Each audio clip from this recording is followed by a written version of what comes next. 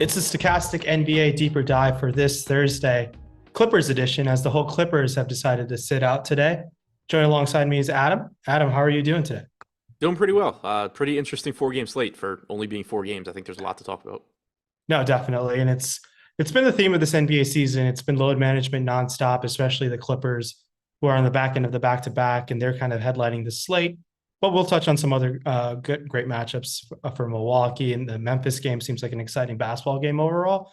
Miami and Houston, New Orleans and Utah, and then obviously the late night hammer with all the Clippers, Phoenix taking on this Clippers team. But we'll just get ahead and get started with this Miami and Houston game. Shout out to our BetMGM sponsor. We'll talk about a special deal uh, that they have exciting for all you viewers to take advantage of. Also, make sure to hit that like button, subscribe button. Goes a long way for this channel as we end this calendar year. But let's start on the Miami taking on Houston team. Miami is going to be getting back Jimmy Butler as they have a load management plan set in store for him. Butler set to return today. He comes in at 8,700, 9,600 on DraftKings and FanDuel respectively, and $36 in Yahoo. Obviously, Jimmy Butler coming back really affects the usage, how it gets spread around for this team, especially guys like Tyler Hero, Bam Adebayo. But Kyle Lowry is also ruled out. Break down this Miami Heat situation for me today. Yeah, so I mean, this one's still pretty up in the air, and it's a good thing that it's the first game of the night. They're going to have somewhere between 8 and 11 guys active because they still have several questionable players. Caleb Martin questionable, Bam Adebayo questionable, and Nikola Jovic questionable. So you have the potential for the front court to be an absolute mess. If Bam and Jovic are out, I assume they're starting Orlando Robinson, but I don't really know because Dwayne Dedmon's already been ruled out. So your only two actual centers would be, if Jovic and Bam are out, would be Orlando Robinson and Udonis Haslem, who I assume is not going to start. So that has the potential to make things really weird. If Martin were to also get ruled out, then you're down to 8 guys, 2 of them being those 2 centers. So you'd be in a situation then where you're just jamming in a lot of Miami because they're going to play so many minutes. If we assume that the questionable guys play for the sake of this show, though, so you would get Bam in, you would get Caleb Martin in, then I think it's still an appealing team, just not as appealing as they would be. Butler at 8,700 is going to look pretty good if Bam is in. He's going to look a lot better if Bam is out. Same goes for Tyler Hero at 8K. He's still, he's still about a fantasy point per minute guy with Jimmy Butler. He should still play huge minutes here. So I think he's a solid option at 8K, but he would look better also if Bam is out. Max Strus at 4,800 should play north of 30 minutes without Lowry. I think that opens up more playing time for him. I'm curious to see what the starting lineup looks like. My assumption is that they're going to go with Hero, Butler, Martin, Strus, and Adebayo, but we did get the weird Drew Smith start last time Lowry was out. Drew Smith is no longer with the team, but I don't know if they'll do some other weird thing, but they don't have another point guard. So I'm assuming that they're just going to go with what I said. If that's the case, I think you get north of 30 minutes from Strus. I think you get north of 30 minutes from Martin if he's in. So they would both look like secondary options. You're going to have better value on this slate thanks to the Clippers, but this is still a spot where it's just a huge question mark right now. Yeah, it's a big question mark, especially the center situation. I want to give a shout out to Super Chat and signing up for being a 1 month YouTube member, Zach Pinnell, I believe. He's asking, who do you predict will get the center minutes for Miami? Now, center minutes for Miami can go 3 different ways or 4 different ways, I believe. If Bam plays, I expect Bam to get fully his normal rotation minutes. Now, if Bam is out, it could go a lot of ways. We could see, like you said, Orlando Robinson join the rotation. Jamal Cain can play some minutes as well. And then there's Nikola Jovic, who can certainly soak up some minutes at the 5. But it's a tricky situation. It's tough to pinpoint with any sort of confidence until we get the Bam Adebayo news and the Jovic situation. If they're both out, I think Orlando Robinson and Jamal Cain are going to be asked to eat up as many minutes possible. If one of those guys are in, it's going to be, I think the hierarchy goes Bam, Jovic, then Orlando Robinson.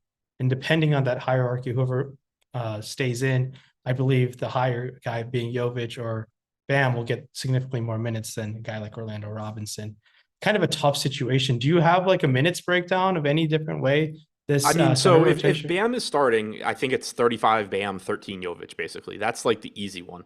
After that, I don't know. I'm with you. Like, I think Jovic is the next guy up. So if you get Bam out and Jovic in, I expect Jovic to start, probably play mid to upper 20s, be backed up by Orlando Robinson. Maybe Kane grabs a couple minutes as well. But that situation is just more fluid because we don't really know what to expect there. But if Jovic avoids foul trouble and if he plays relatively well, I do expect that he would in that case play like upper 20s if he's starting.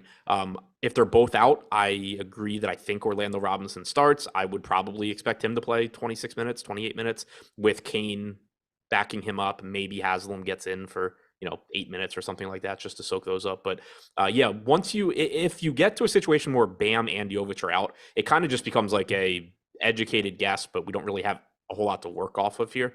The easy one is just if Bam is in, you treat it like normal, except with Jovic in place of Dwayne Dedmon. Yeah, and it's a really weak center slate, which is why these guys will kind of become a priority. The versus Houston matchup really appeals to me. There's not that many strong centers on this slate, besides some extremely strong value that could open up, obviously, the Clippers situation. No Ayton in Phoenix as well. But these centers are definitely going to be in play. And keep an eye on that news. I do think the live before lock, obviously, they will have the starting lineup and they'll break it down for us. But that's the best we got in the Miami situation. So many moving parts. If we get the news on this show, we will go back and break this down in more detail for sure. But this could be as appealing as maybe some of the Clippers, but it could be as worse as any other team that's fully healthy. Because if all of these guys are in, there's some great players, obviously, because of the Houston matchup. We'll have to wait and see what that really looks like. Yeah, Any final thoughts on Chuck Miami? Deuce said that it feels like a Miami has 8 active and 7 playing.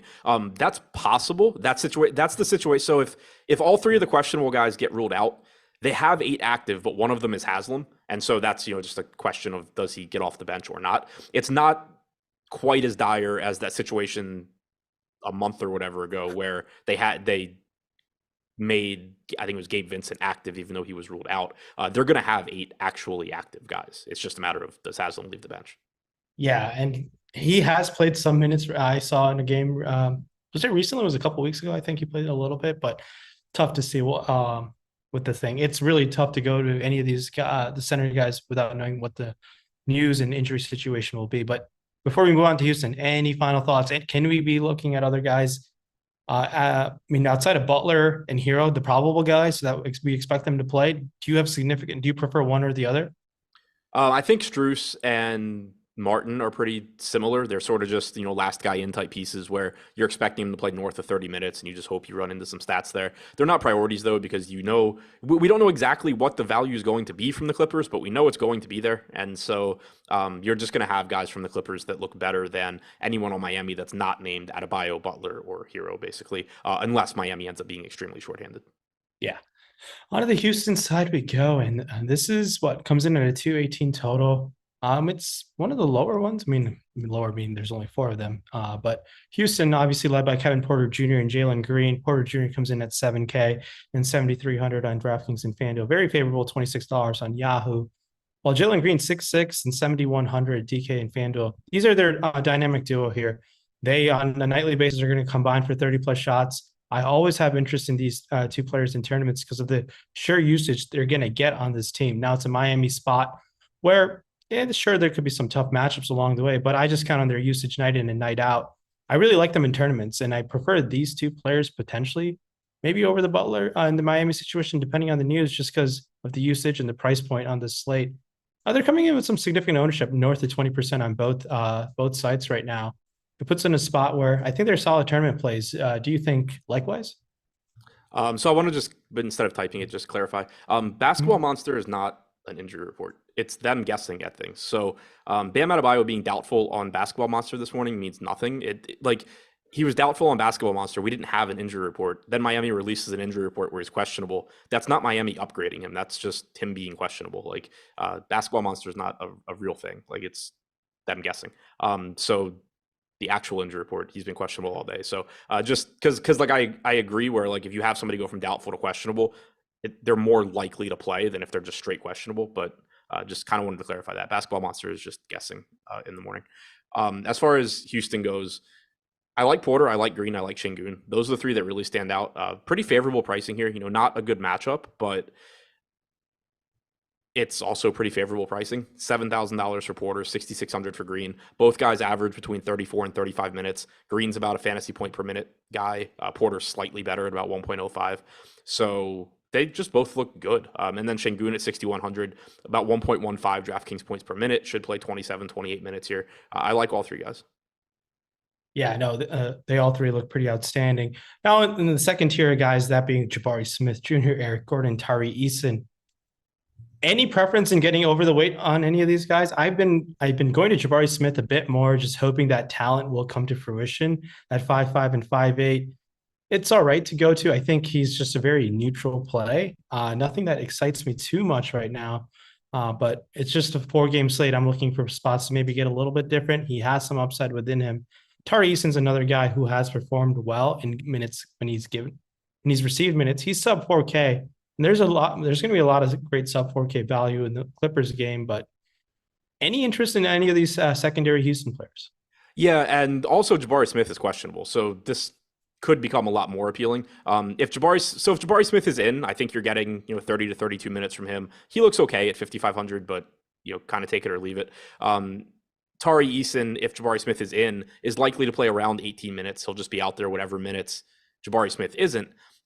At 3,900, he still has upside. He's greater than a 1 fantasy point per minute guy. And if Smith were to get in foul trouble or anything like that, you could see more minutes from Eason. So it would be, a risky tournament option type thing. He was more interesting this morning when the Clippers hadn't released their injury report yet. But he's fine as a punt if you're playing 150 lineups on a 4-game slate.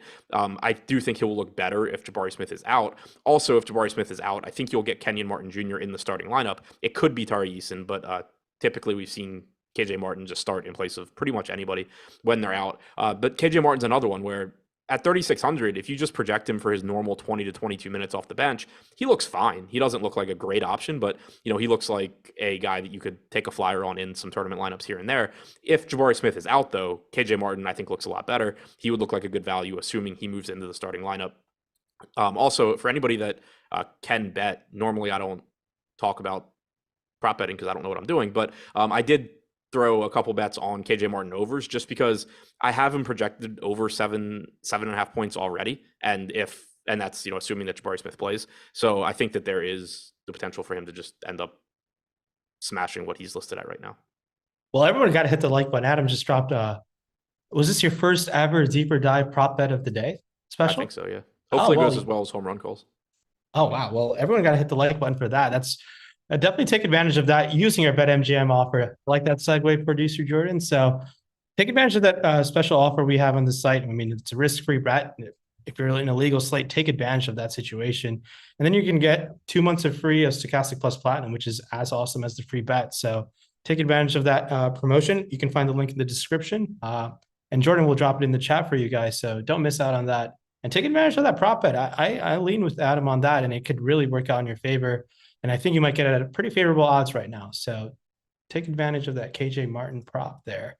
Yeah, another injury situation. It might seem minor, but the Jabari Smith Jr. situation can really give us an advantage and take an advantage of some low-owned players there. So really important situation in this first game. There's a lot of injury news that Live Before Lock is going to have to deal with if they get the starting lineup towards tip-off there. So any final thoughts on this Houston game before we move on to Milwaukee and Memphis? No, I think that's it. If I don't know if I said it specifically, but if Tari Eason were to start in place of Smith instead of KJ Martin, then he looks really good also. But both him and KJ Martin would look better if Smith is out.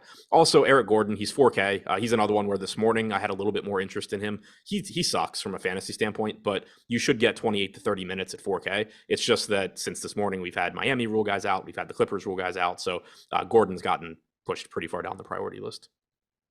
Yeah, so on to Milwaukee and Memphis we go. If everyone can hit that like button, that'd be awesome. There's over, how many likes we got? Only 199 likes, and let's get that to 300 or 400 likes by the time we hand this off to Live Before Lock. On to Milwaukee and Memphis. Obviously, when Giannis is on the slate, he is a focal point to always touch on. He is 12,200, 12,000 on DraftKings and FanDuel. There's going to be enough value to jam him in there, and it's a great Memphis spot in my opinion. He's going to get a ton of ownership, but rightfully so. It's Giannis, and I want to give Giannis his own island. Are you more favor of getting over the field than Giannis, with the field, or under the field right now, the way things stand with all the injury news we have? Yes, I mean, I haven't built lineups yet, so I don't really know if I'll end up over or under, but he's getting easier to get to as we get more news. This morning when Josh and I talked about it, it was like, Giannis makes a lot of sense because he's always going to be more appealing on a shorter slate just because there's less options in the mid range. When you talk about these, 12K plus guys on 10 game slates, for example, you're in a situation where if they go for like 65 DraftKings points, that's obviously fine, but they're probably not going to be what you really want, because if you have like 29K to 8 to 10K guys, there's a pretty good chance that a couple of them are getting like 60 DraftKings points and 65 isn't going to get it done. When you get a 4-game slate, there's just not that many of them. And so, like me and Josh were talking about it this morning, when you look at the top end of this slate, Giannis is clearly the favorite to be the highest scorer. Then you have Ja Morant, who it's not like it's a huge shock if he outscores Giannis. You have Zion, who it's not a huge shock, but both guys are pretty big dogs to Giannis. Now you don't even have Paul George anymore. So like looking at our projections, you lose 10 points going from Giannis to Morant. You lose 1.5 going from Morant to Zion. Then you lose another 5 going down to Jimmy Butler and Devin Booker. So it's a situation where, like, if Giannis goes for 65, there's a really good chance that he's beating every other player on the slate by 10 plus points, and that you just need to have him.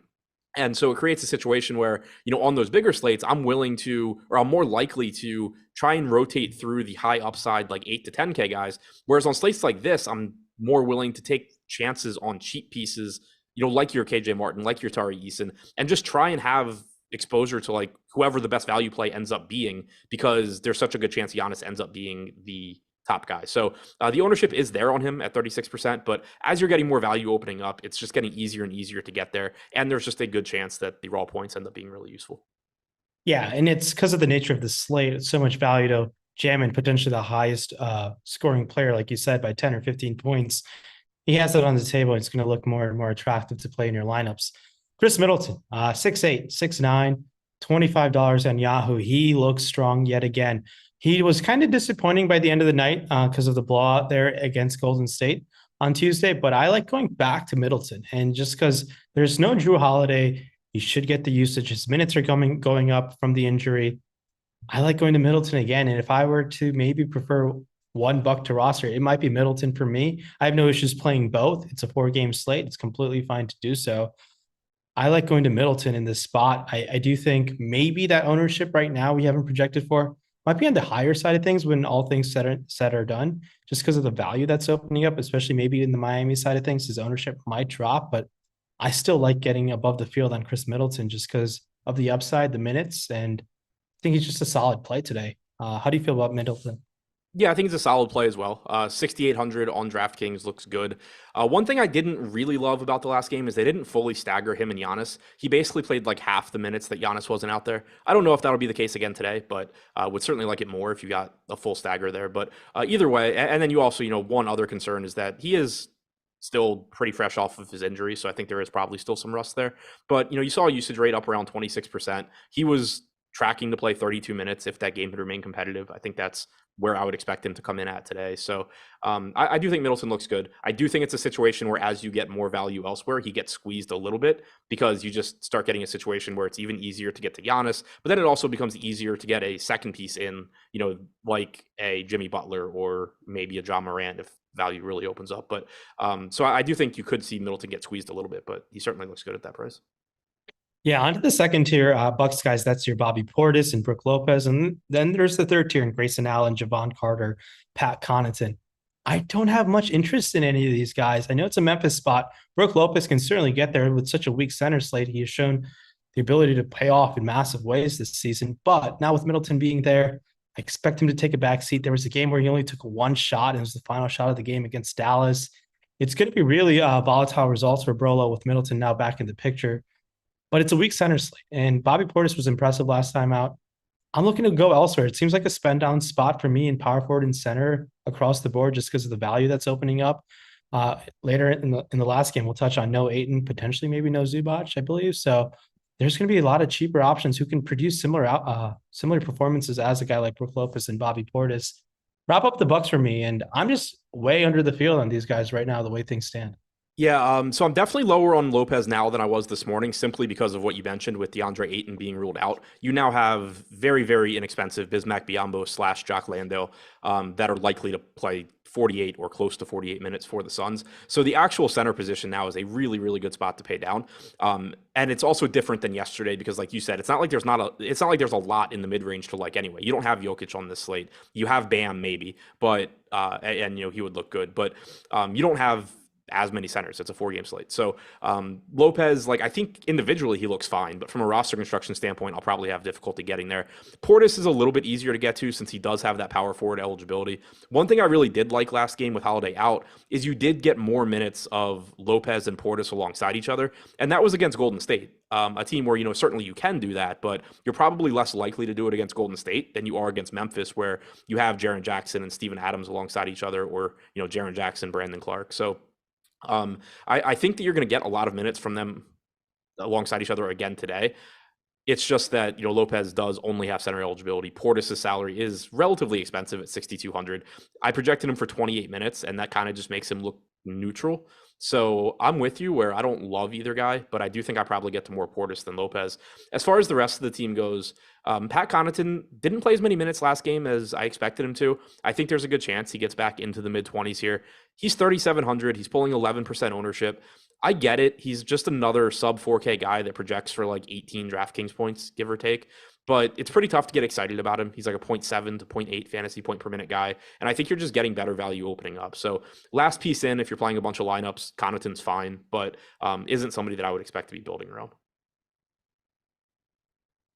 Well said. Well said. Yeah, no, obviously there's no Drew Holiday, and this team might just come in under own because of the lack of news and not much moving parts here. But keep an eye. I do think there's some high upside guys we touched on with Giannis and Middleton. One other thing to keep in mind when you're talking about the cheap guys on the Bucks, whether that's Pat Connaughton, Grayson Allen, Javon Carter, and I'd said this morning, it's something I kind of messed up on the deeper dive the other day when Holiday got ruled out in the middle of the show, and my initial reaction was just, play a lot of $3,300 Javon Carter because, he's probably going to start and whatever.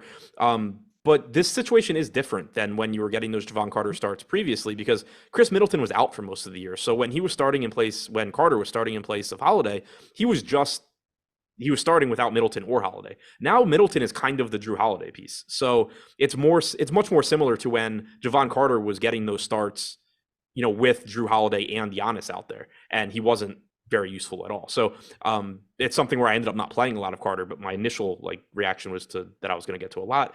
But then once I went back and actually looked at everything, I was like, oh shit, this is still not that good of a play. So I think that is something to keep in mind with him, with Allen, with Connaughton. This isn't the same situation as earlier in the year where Drew Holiday would be ruled out, because this is much more similar to earlier in the year where Middleton was out, but Holiday and Giannis were in, and guys like Carter and Allen were just sort of mediocre plays. Yeah, and that's really well said. And I fortunately was on the lucky side of things that night. I guess Carter didn't pan out. Maybe he finds a way to get there with some extra minutes, but I was fortunate he was heavily on that night, and he's gone up in price where I'm even more skeptical today than I was. So I just prefer going to those two studs there on the Milwaukee side of things. Everyone hit that like button for us. On to Memphis we go. Memphis getting back Ja Morant. Obviously, he was dealing with that hamstring issue the other night where they just sat their whole team besides Jaren Jackson and Dillon Brooks, and Tyus Jones took over the show. But Morant should be back, and he should be ready to go. And I really like going to Morant. I've liked going to Morant quite a bit when there's no Desmond Bane, but Jaren Jackson has entered the picture, and Jaren Jackson's minutes have been slowly going up as well. It's a Milwaukee spot where I still like going to Ja Morant, and I think he might come in a tad bit under-owned. There's no Desmond Bane. He comes in at 10-4 and 10-8. I like the upside of Morant. I do think there's some ownership still going to him, even at this one of his more higher price tags we've seen Morant in his career, I want to say. $46 on Yahoo seems pretty strong as well. And then my other favorite option might be maybe Jaren Jackson Jr. I really don't like going to Jaren Jackson Jr. We know how much he struggles with fouls. When you have Giannis coming onto the other side of things, but projecting foul trouble is really difficult. But it's Giannis coming on the other side of things, and then there's Triple J, who just can't keep his hands to himself.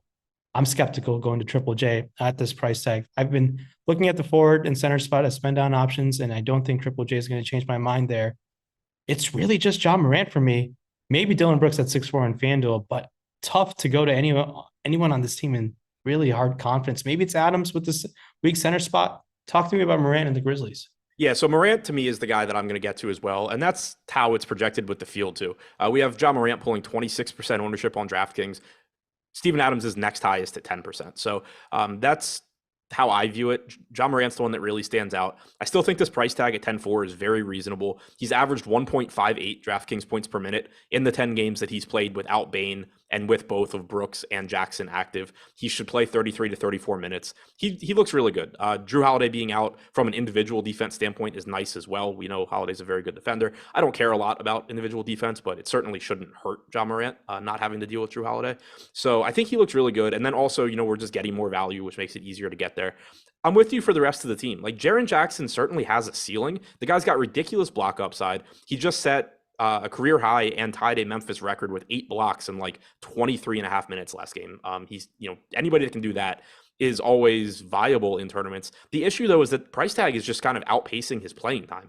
He's up to $7,600 on DraftKings. He's averaging 26 and a half minutes per game in the games that he's played with Morant and Brooks active without Bane. He's averaging 1.34 DraftKings points per minute. Like he's been extremely productive, but it's just really tough for me to get there at that price. And one other concern for me is that so far this year, he has a 63% true shooting percentage, which is really good. And if that continues, it's just going to be great for Memphis. But if you go back to the start of last year, he has a 54% true shooting percentage. So when I project him out now, even though he's been, a 1.35 fantasy point per minute guy, he comes in closer to 1.2 fantasy points per minute for me.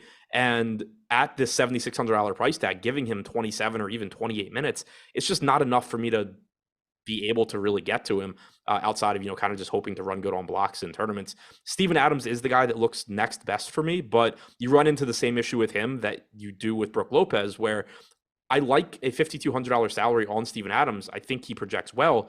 It's just that you have the center value elsewhere, and Adams is, he's still got a ceiling. Like you get those games where he just grabs, 15, 20 rebounds and he can put up a big game, but more often than not, Adams is the type of guy where like his good game at 5,200 is him going for like 35. If one of Biyombo or Lando go for 25, 30 on this slate, you're going to just want to have saved those $2,000 most likely. So Adams looks fine. It's just that it's hard to call him a priority when you have value at the position. Well, Adams is going to look a lot worse now as Bam Adebayo just got ruled out for the Heat. So, Yep. And you touched on it there. This Heat starting center situation is going to be something to keep an eye on. Maybe we get some other news of this questionable guys for the Heat, specifically Nikola Jovic, and we'll see what the starting lineup looks like come live before lock. Any want to wrap up the Miami situation in less than 30 seconds with Bam just out right now? So that's the only Miami news we got so far, right? Yes, Okay, that is the only Miami news. Yeah, so I mean, we've kind of already touched on it, but it's a bump for Hero. It's a bump for Butler. Both of those guys get more production. If Jovic is active, I expect they will start him. If he's not, I expect they'll start Orlando Robinson, but also kind of have no idea. Yeah, just keep. I don't even know what the minutes split will look like. Just the Jovic situation is so critical to get the true rotation out of there in Miami, but. Bam being out is pretty significant. So, and no, Udonis Haslem is not dropping a 50 piece tonight. I'll definitely take the under on that. But on to the next game we go. Any final thoughts on Memphis? I know I jumped in there with Bam, but you want to wrap up? So I was just going to quickly throw it out for Miami. 2 games this year where Jovic has started without Bam, 24 and 30 minutes. The 30 minutes was that game against Washington where they had like 7 people. But again, like if Jovic is in and starting, I'd probably expect like 26-ish. As far as final thoughts for Memphis, nothing really. I know you mentioned him, and I'm with you. Like, if you want to have Dillon Brooks in a tournament lineup, sure. Just hope his shots fall, but certainly not somebody I expect to be getting a lot of. Yeah, and there's like the cheap guys here seem a little bit too cute. Zaire Williams has entered the rotation. I know. So I think Jake LaRivia got sent to the G League, but with Zaire Williams being there, I fully expect him to soak up some minutes. He's not really in play at 3,200. I do think Zaire Williams is a really good talent. And at some point, he should potentially start for an NBA team, but I can't go to guys like Brandon Clark either. There's just so many cheaper guys who project better than them on a raw point space as well. On to the next game we go. I want everyone to check out our free 3-day trial at stokastic.com/join. Check out our products for 3 days, especially our NBA product. Maybe if we have time, we'll go into the lineup generator as well. It's an exciting new product our product team has been putting together. and our data and tools team has made a very strong product for you to help your DFS process night in and night out. We'll touch on that if we have some time towards the end of the show. But check out our free 3-day trial. Producer Jordan will drop the link in the chat for you guys. So on to the Pelicans and Utah game we go. They are playing each other yet again. They played each other on Tuesday night as well. And this Pelicans team continues to be without Brandon Ingram. And it's a team where I've been playing a lot of Zion Williamson late, and it's worked out well for me. He's 9,800, 10-2 on FanDuel, comes in at $42.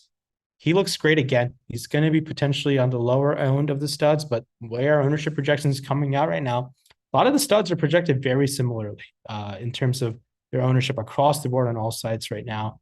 McCollum is only $7,200, $7,500. I still like going to getting to some of McCollum as long as there's no Brandon Ingram. The rest of the team is tough. It's tough in my opinion. Go ahead. Yeah, I mean, I think the Pels are interesting. They're just not as interesting as they were this morning since you're getting two extremely shorthanded teams now. Zion is just going to be a good play from a raw point standpoint.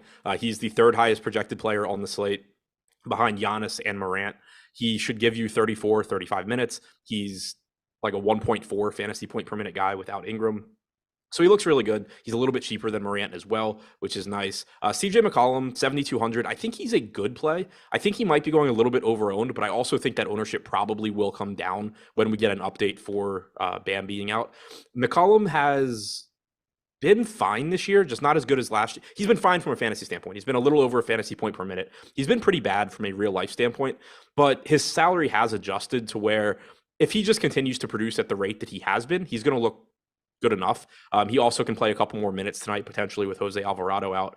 But also, if he were to start knocking down shots like he did at the rate he did last year, then he's just going to destroy a $7,200 salary. So I do think that there is upside for him. I think his median projection is pretty much in line with his salary. Maybe he's a little bit underpriced here. So if his ownership does hold around 25%, I expect that I would get less than that, but I also think that ownership's going to come down as you know, because it's going to make Tyler Hero more popular with Bam being out, and other plays are going to open up as well. So McCollum looks fine. I like Zion. The center position is really interesting. It's another one that was more interesting this morning. Joe Val's down to 5,400 on DraftKings. He's pulling ownership now as well. I do prefer him to Adams. I prefer him to Brook Lopez if I'm going to one of these mid-range centers. With Joe Val, it's a situation where like you kind of just get suckered into talking about because you do talk about these guys and think about these guys like every day. You kind of get suckered into just like repeating, oh, well, Joe Val's risky, blah, blah, blah. And he is, but the salary's adjusted. So when he was 6,500, it was just like, oh, well, Joe Val's risky, but if he plays 26, 27 minutes, you're going to be happy you played him. Now at 5,400, it's like, all right, well, as long as he gets his 22 to 24 that he averages, he projects as a good play. And if he gets more than that, then clearly you're going to really want him. He's averaged 1.2 DraftKings points per minute in these games without Ingram. So I think he looks good. I think the salary has gotten cheap enough where Joe Val's going to look like a good option. Similarly, Larry Nance should play whatever minutes Joe Val is not on the floor.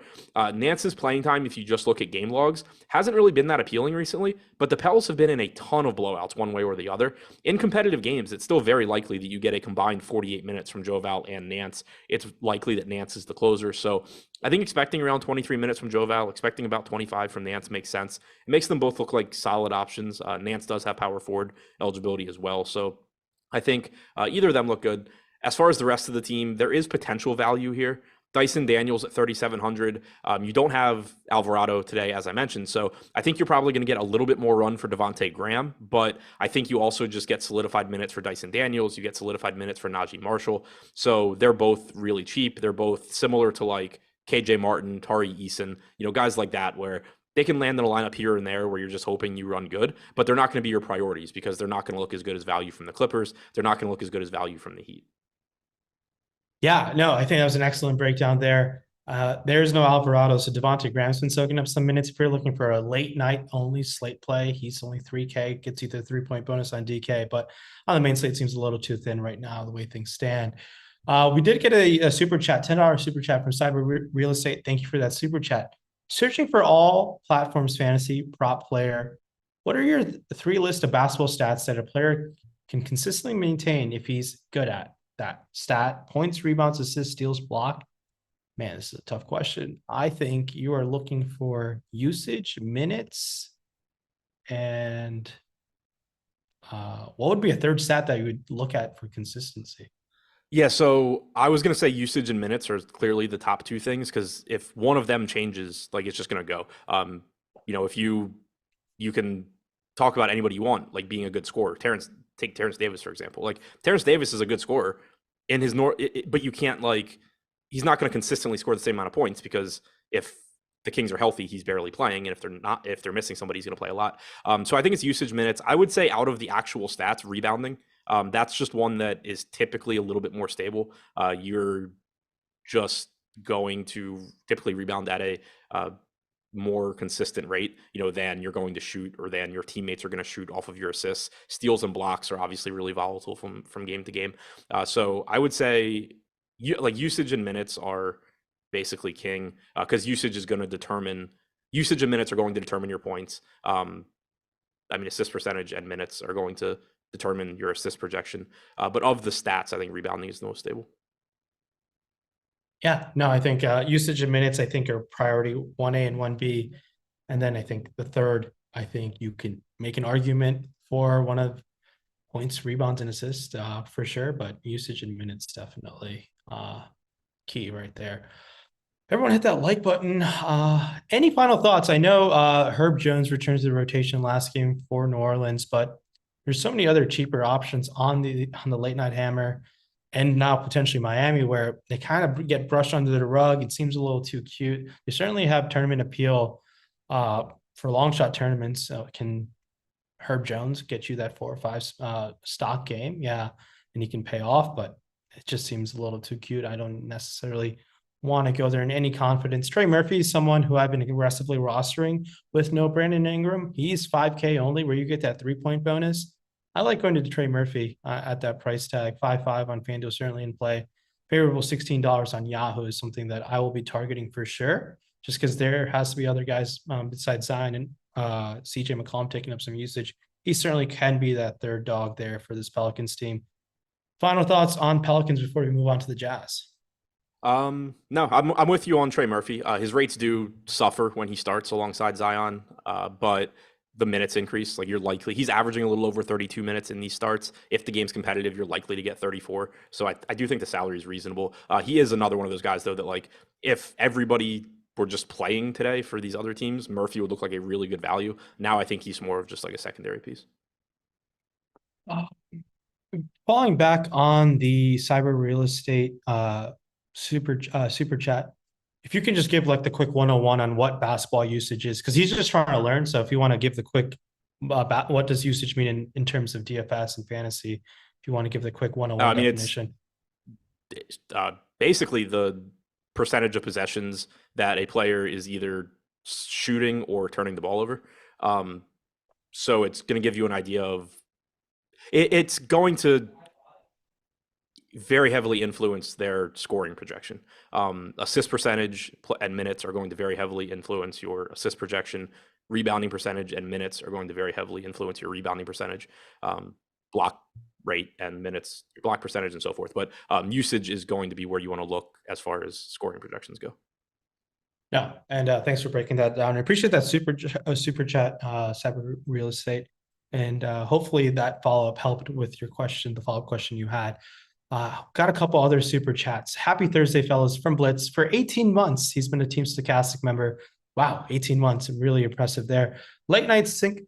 Oh, I apologize. I am very sorry. She has been a member for Team 18 months, as producer Jordan has corrected me there.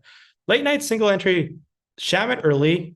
I don't necessarily think you need to go to Shamet or Lee with Chris Paul and Devin Booker in tonight. Yeah. I think there are other great late night options. Personally, man, I don't think you need to go there. I will try to look for some other options, especially on the Clippers side of things. Adam, do you feel the same way? Yeah, no, I have Lee in for 22 minutes. I have Shamet for 20. They both project like shit. Lee's at like 16 DraftKings points. Shamet's at like 14. So, if you're married to one of them, I would go Lee, but I would also probably just not go to either one.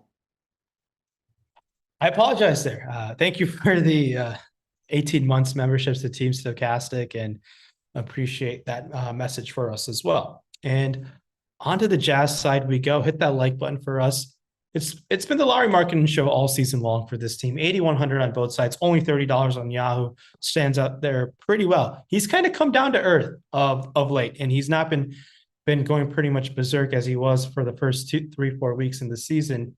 Additionally, taking a look at other Jazz players, Mike Conley did return last game, and he took away some minutes in the backcourt for sure. But this team with Markkinen and pretty much everyone healthy, there was a period of time where a lot of these guys were hurt. Colin Sexton remains out. But this Jazz team is going to be underowned on a 4-game slate, in my opinion. Can certainly one of these guys pay off? My eyes immediately are going to the lead dog in Larry Markkinen. I know he doesn't project the greatest point per dollar play, but in terms of range of outcome, ceiling, Markkinen has that, as is Jordan Clarkson. Conley comes in sub 6K on FanDuel. You can certainly sprinkle him in there, 5,300 on DK. But Mike Conley doesn't have that ceiling as we're used to. And then sharing the core, he's been very pass first in this Utah Will Hardy offense, where he's racking up assist numbers, but you want more than just that. This Utah team, it's Markkinen, Clarkson, and then everyone else is just like, I shrug my shoulders and I move on.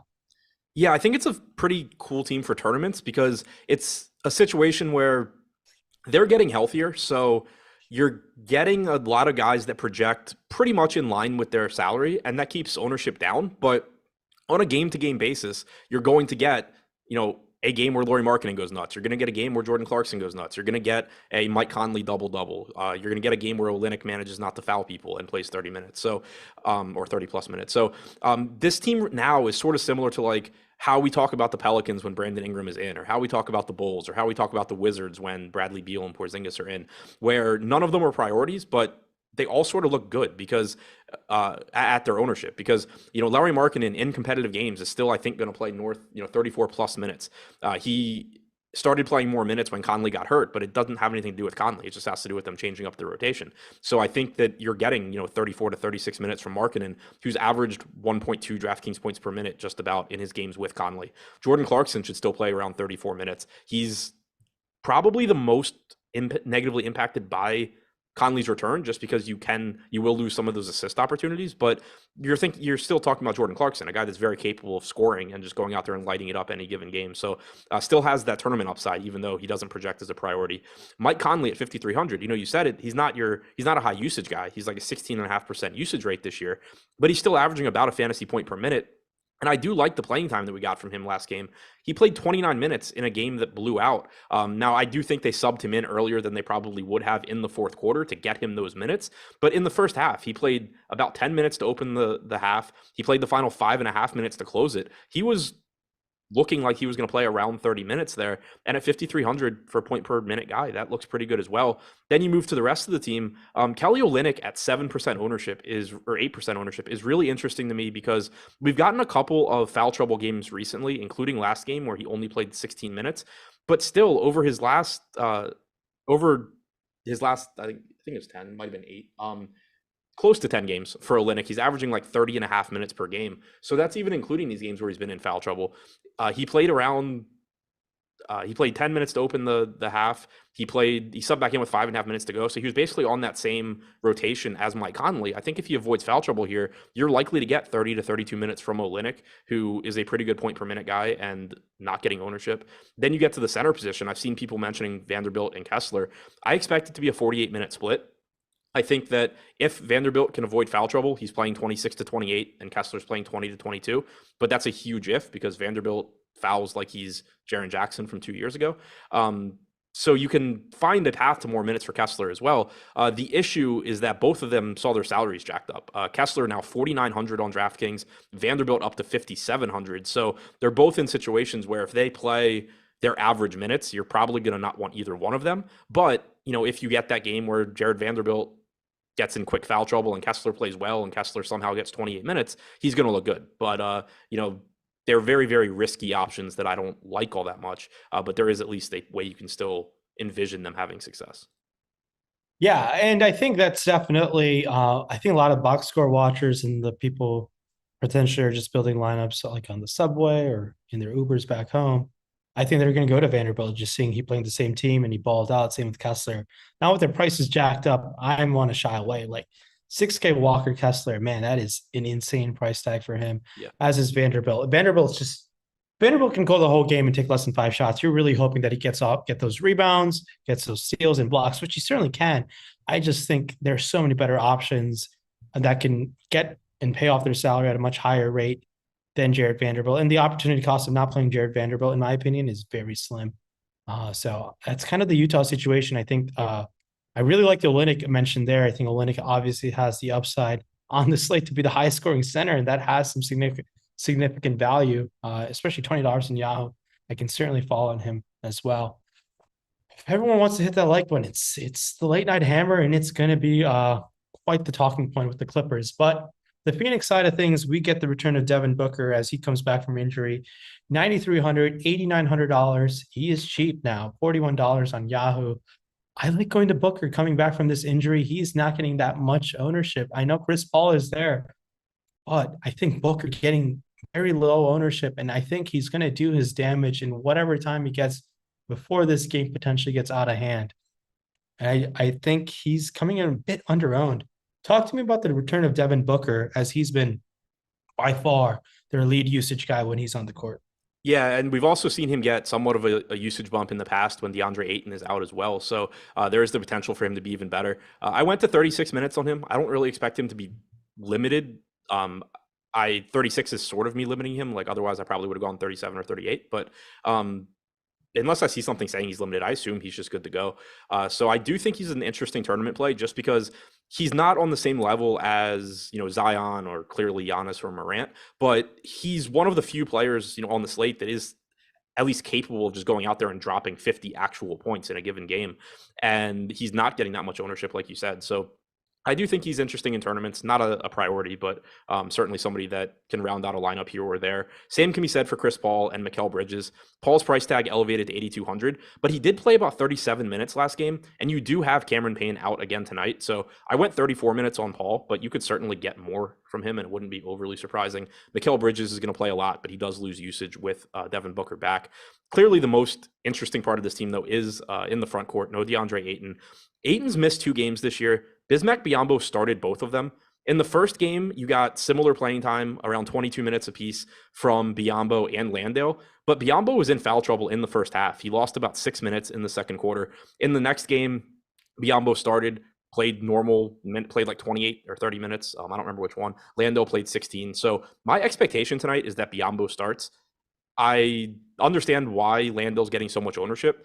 I think Biyombo's not getting enough. Biyombo started the second half last game. My assumption is he starts this game because of what we've seen previously as well. So I went 26 minutes on Biyombo. I went 20 on Landale. It makes them both project well. It makes Biyombo project a little bit better. I'm actually fine playing them together on this slate, though. And the reason is that it's a 4-game slate, so the opportunity cost isn't as high. And there's not and there are a lot of guys, a lot of pay up options at other positions I want to get to. There's not a ton that I love at center outside of them. So if you do get 48 minutes from Biyombo and Landale, especially if it does break down in a way where it's like, 28 and 20 or something like that, where they're both likely to do well, I think that they actually work together because they're cheap enough. So I'm actually not going to set the rule keeping them apart tonight.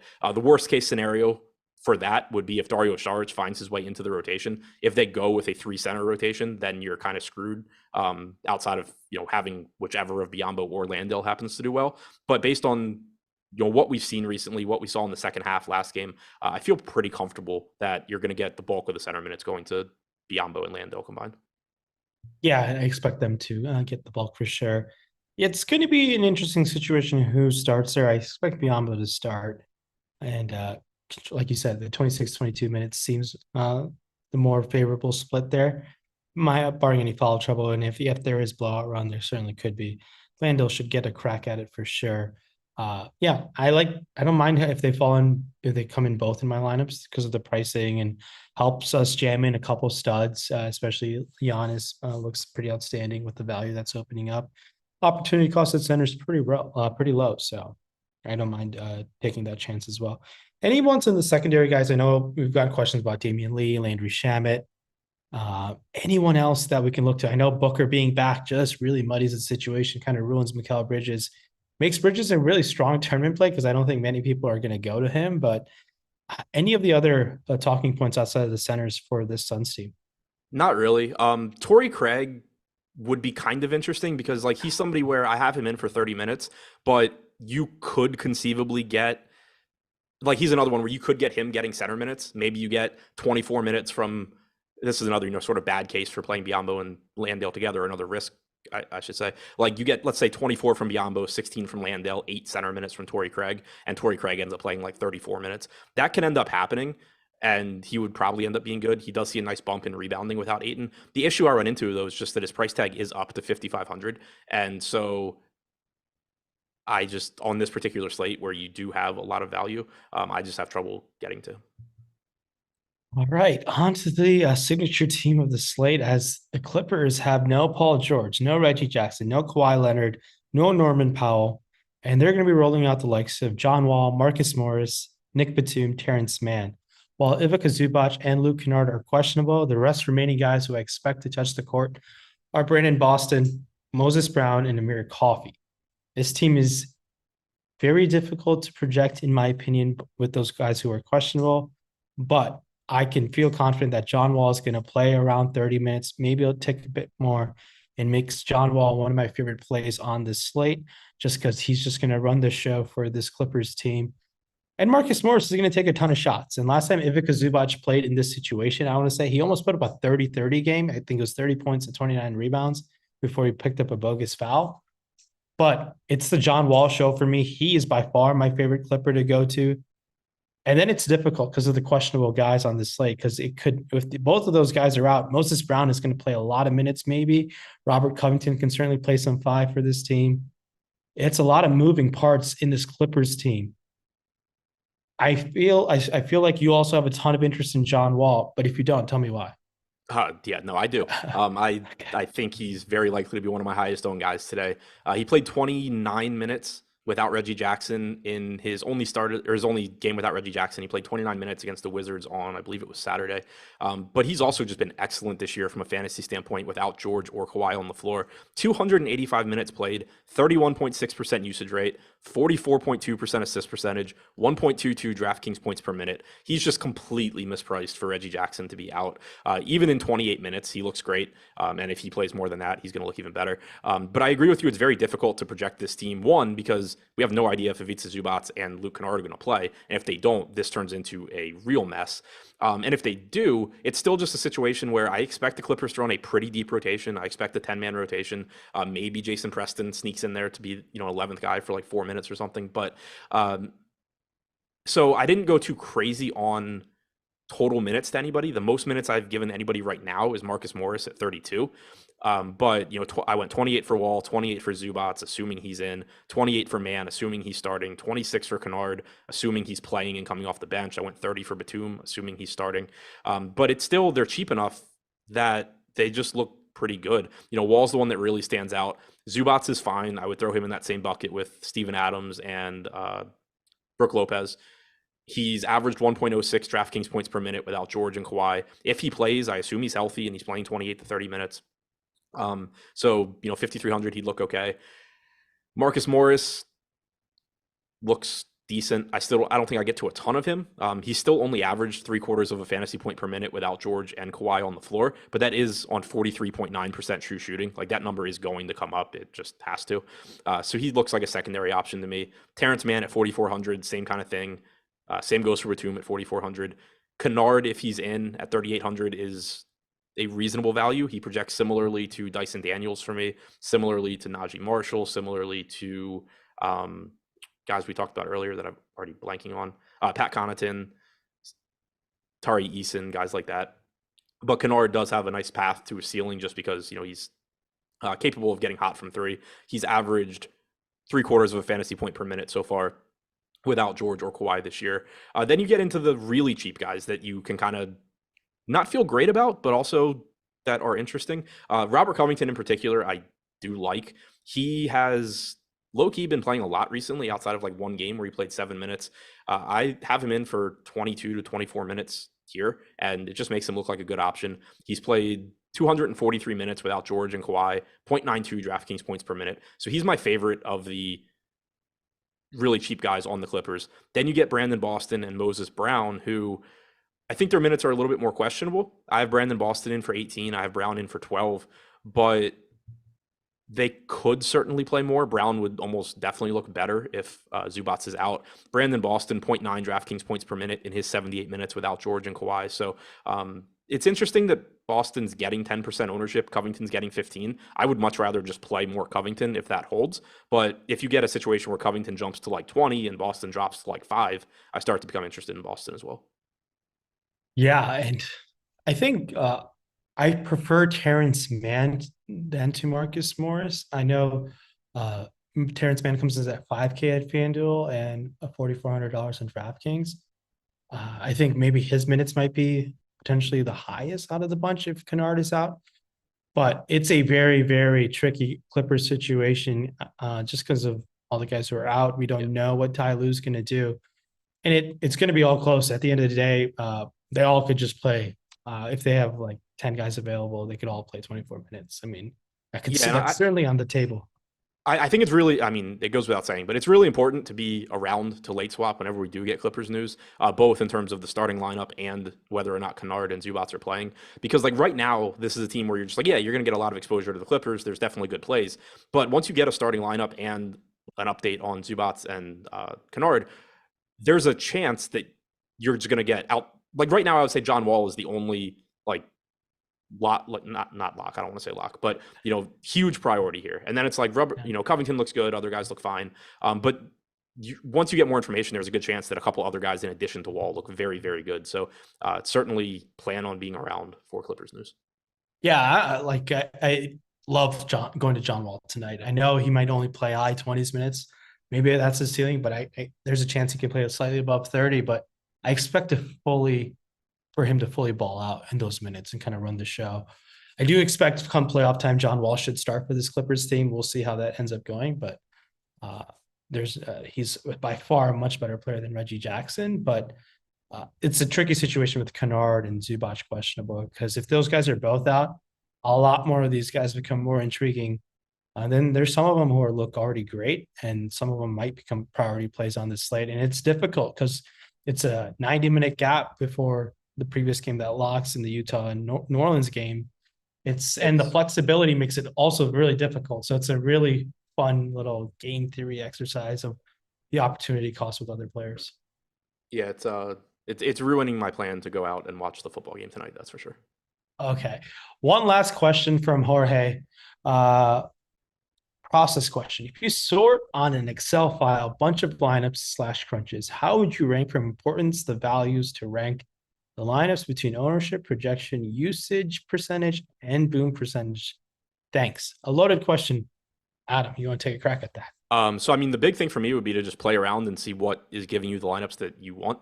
That's the big thing with process in general is we all have so many different steps that we go through that just picking one part and saying like, how would you do it isn't necessarily going to give you the answer that is best for you. So for sure, just kind of figure out what gives you the lineups you want. For me, ownership and projection are most important, but again, that has to do with also what goes into making my lineups and all of that.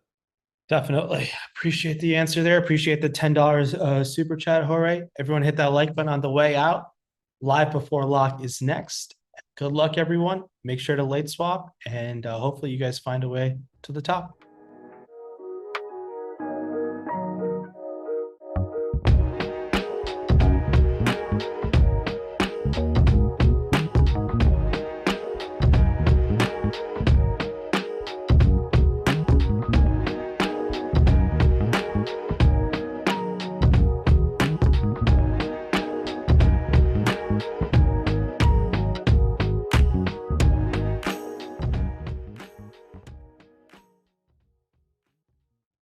Welcome to the Stokastic DFS YouTube page.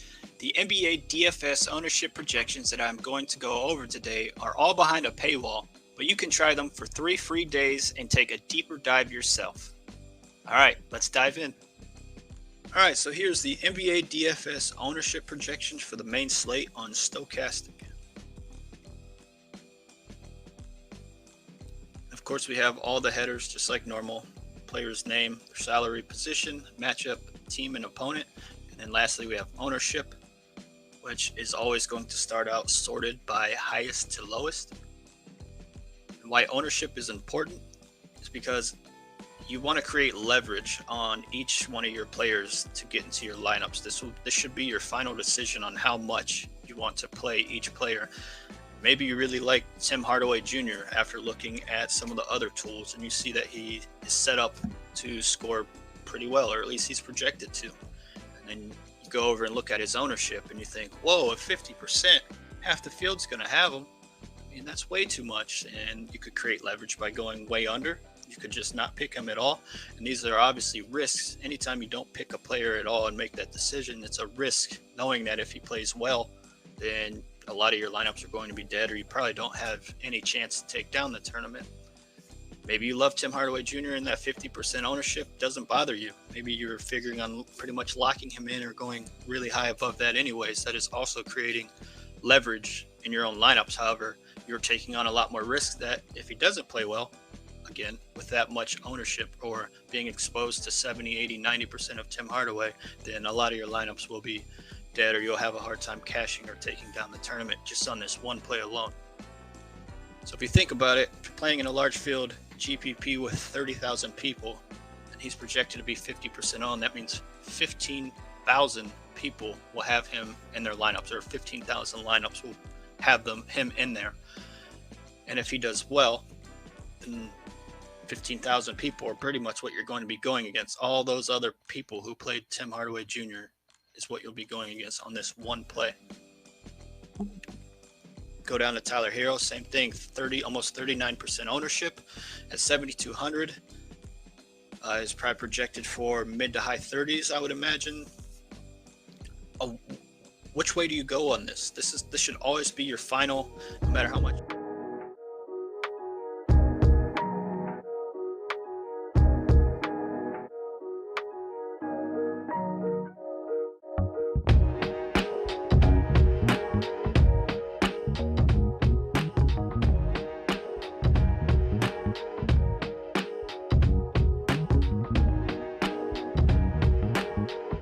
Why Eric's upset there's no music. Oh, there's the music. What is going on, everybody, and welcome to another NBA Live Before Lock. For tonight, we've got 4 games and a whole bunch of injuries to talk about. The Miami Heat going to be the prevalent one because Bam Adebayo's out, Kyle Lowry's out, and then we've got right now Caleb Martin just recently rolled in, and we've got Nikola Jovic questionable, which normally wouldn't matter, but it kind of does matter for this slate. As you guys come in, like the video and subscribe to the YouTube channel. Eric, how are you doing today? Doing lovely. I'm playing one lineup tonight. I'm going to a movie premiere. We're going to Babylon, which will be fun. So get to go check that out. Margot Robbie and the whole party. So looking forward to being a little bit LA for that one tonight. But playing one lineup because I will not be around my computer to do any late swap after about 6:30. And I don't know. Seems like this 7:30 p.m. Pacific time game is a little bit important. Yeah, so definitely not an ideal slate if you were not going to be able to late swap like yourself. Is that what has you a little bit in a down mood today, Eric? No, I'm fine. I'm just rocking. I'm ready to go. Okay. Are you sure? Positive. Good to see you again.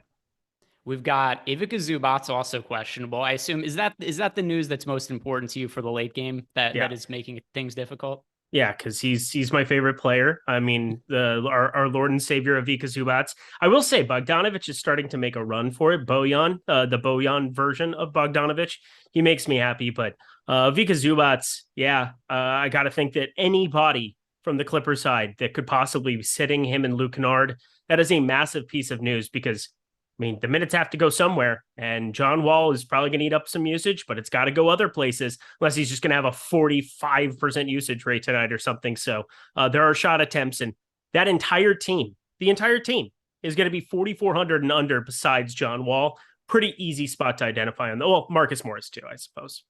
Yeah, a lot of players out for the Los Angeles Clippers because we've got Paul George out, Reggie Jackson out, Norm Powell been out, Kawhi Leonard. No surprise he's out because it's the tail end of a back-to-back.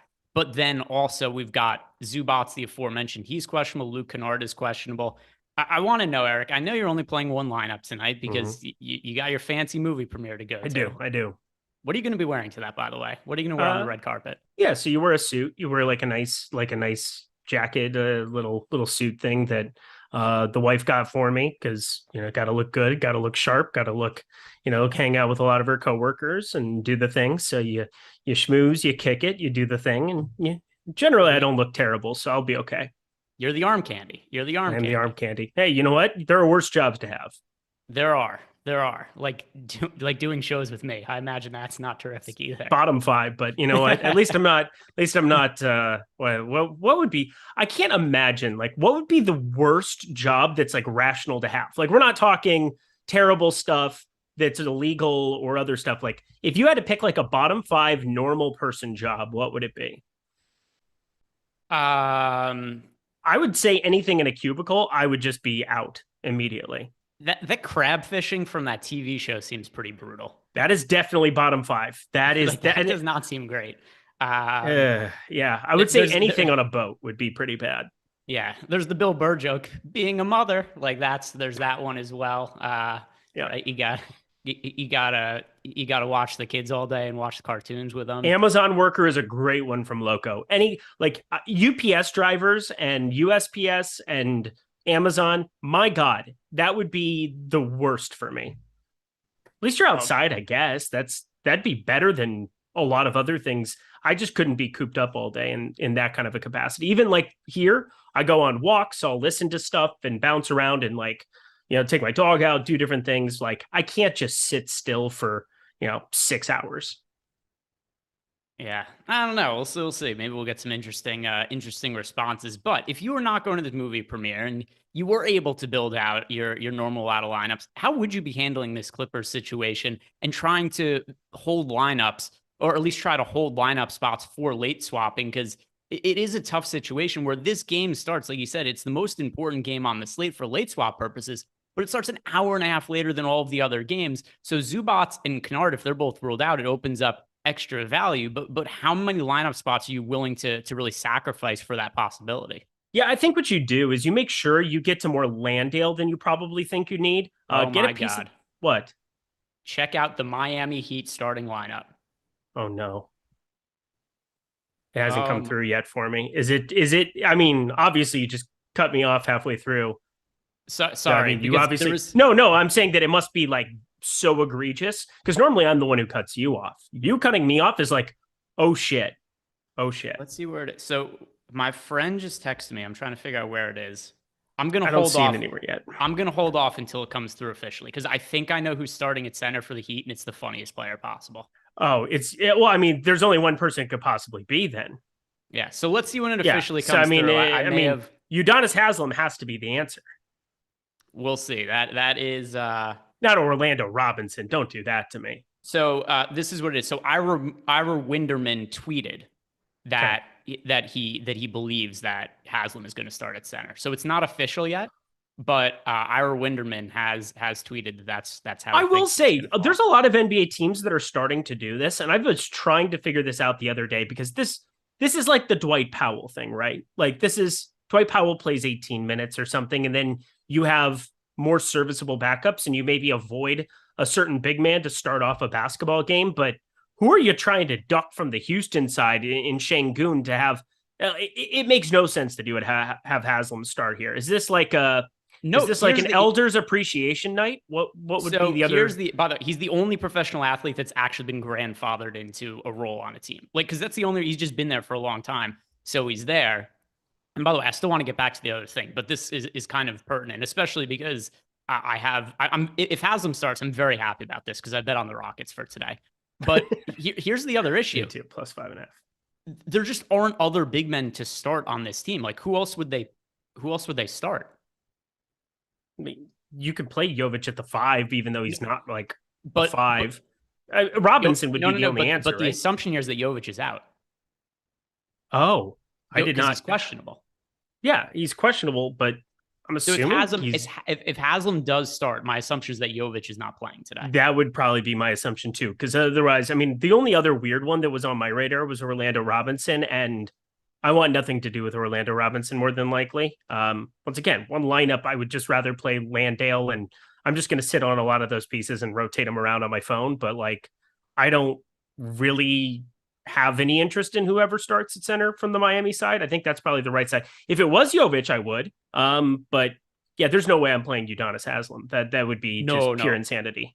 Absolutely not. But I was going to like Jovic as a value play if he started. And so that would be something that would make him obviously less appealing. If number one, he doesn't start, and number two, isn't even active today. And also keep in mind, this is also just Ira Winderman, who by the way, he has me blocked on Twitter, but he's a very good Heat reporter. And who has me blocked on Twitter. Yes, he has me blocked on Twitter.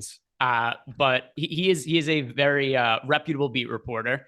And I think that there's reason to think he's correct here. By the way, last night, the reason I bet the Houston Rockets, because right after the game ended, Ira Winderman tweeted, I very highly doubt, and I'm paraphrasing here, that Bam Adebayo and Kyle Lowry played tomorrow. So that was something that kind of tipped me off the fact, like, okay, I think these guys are going to sit and the Rockets make for a good bet. But if we actually see Haslem start at center, I would like Jimmy Butler quite a bit for today. It's a good matchup against the Rockets. He's a part-time NBA player now. I don't know what his other job is on the side, but he doesn't play basketball every day. So he should be well rested. Rachel Nichols, caretaker. There's a lot of usage available to him if it's Haslem at center, because Haslem is not a high usage guy. Yeah. Rachel Nichols, caretaker. Yes, that is definitely one of the hottest internet rumors of COVID times. Oh, those are good days. I enjoyed those. I don't know.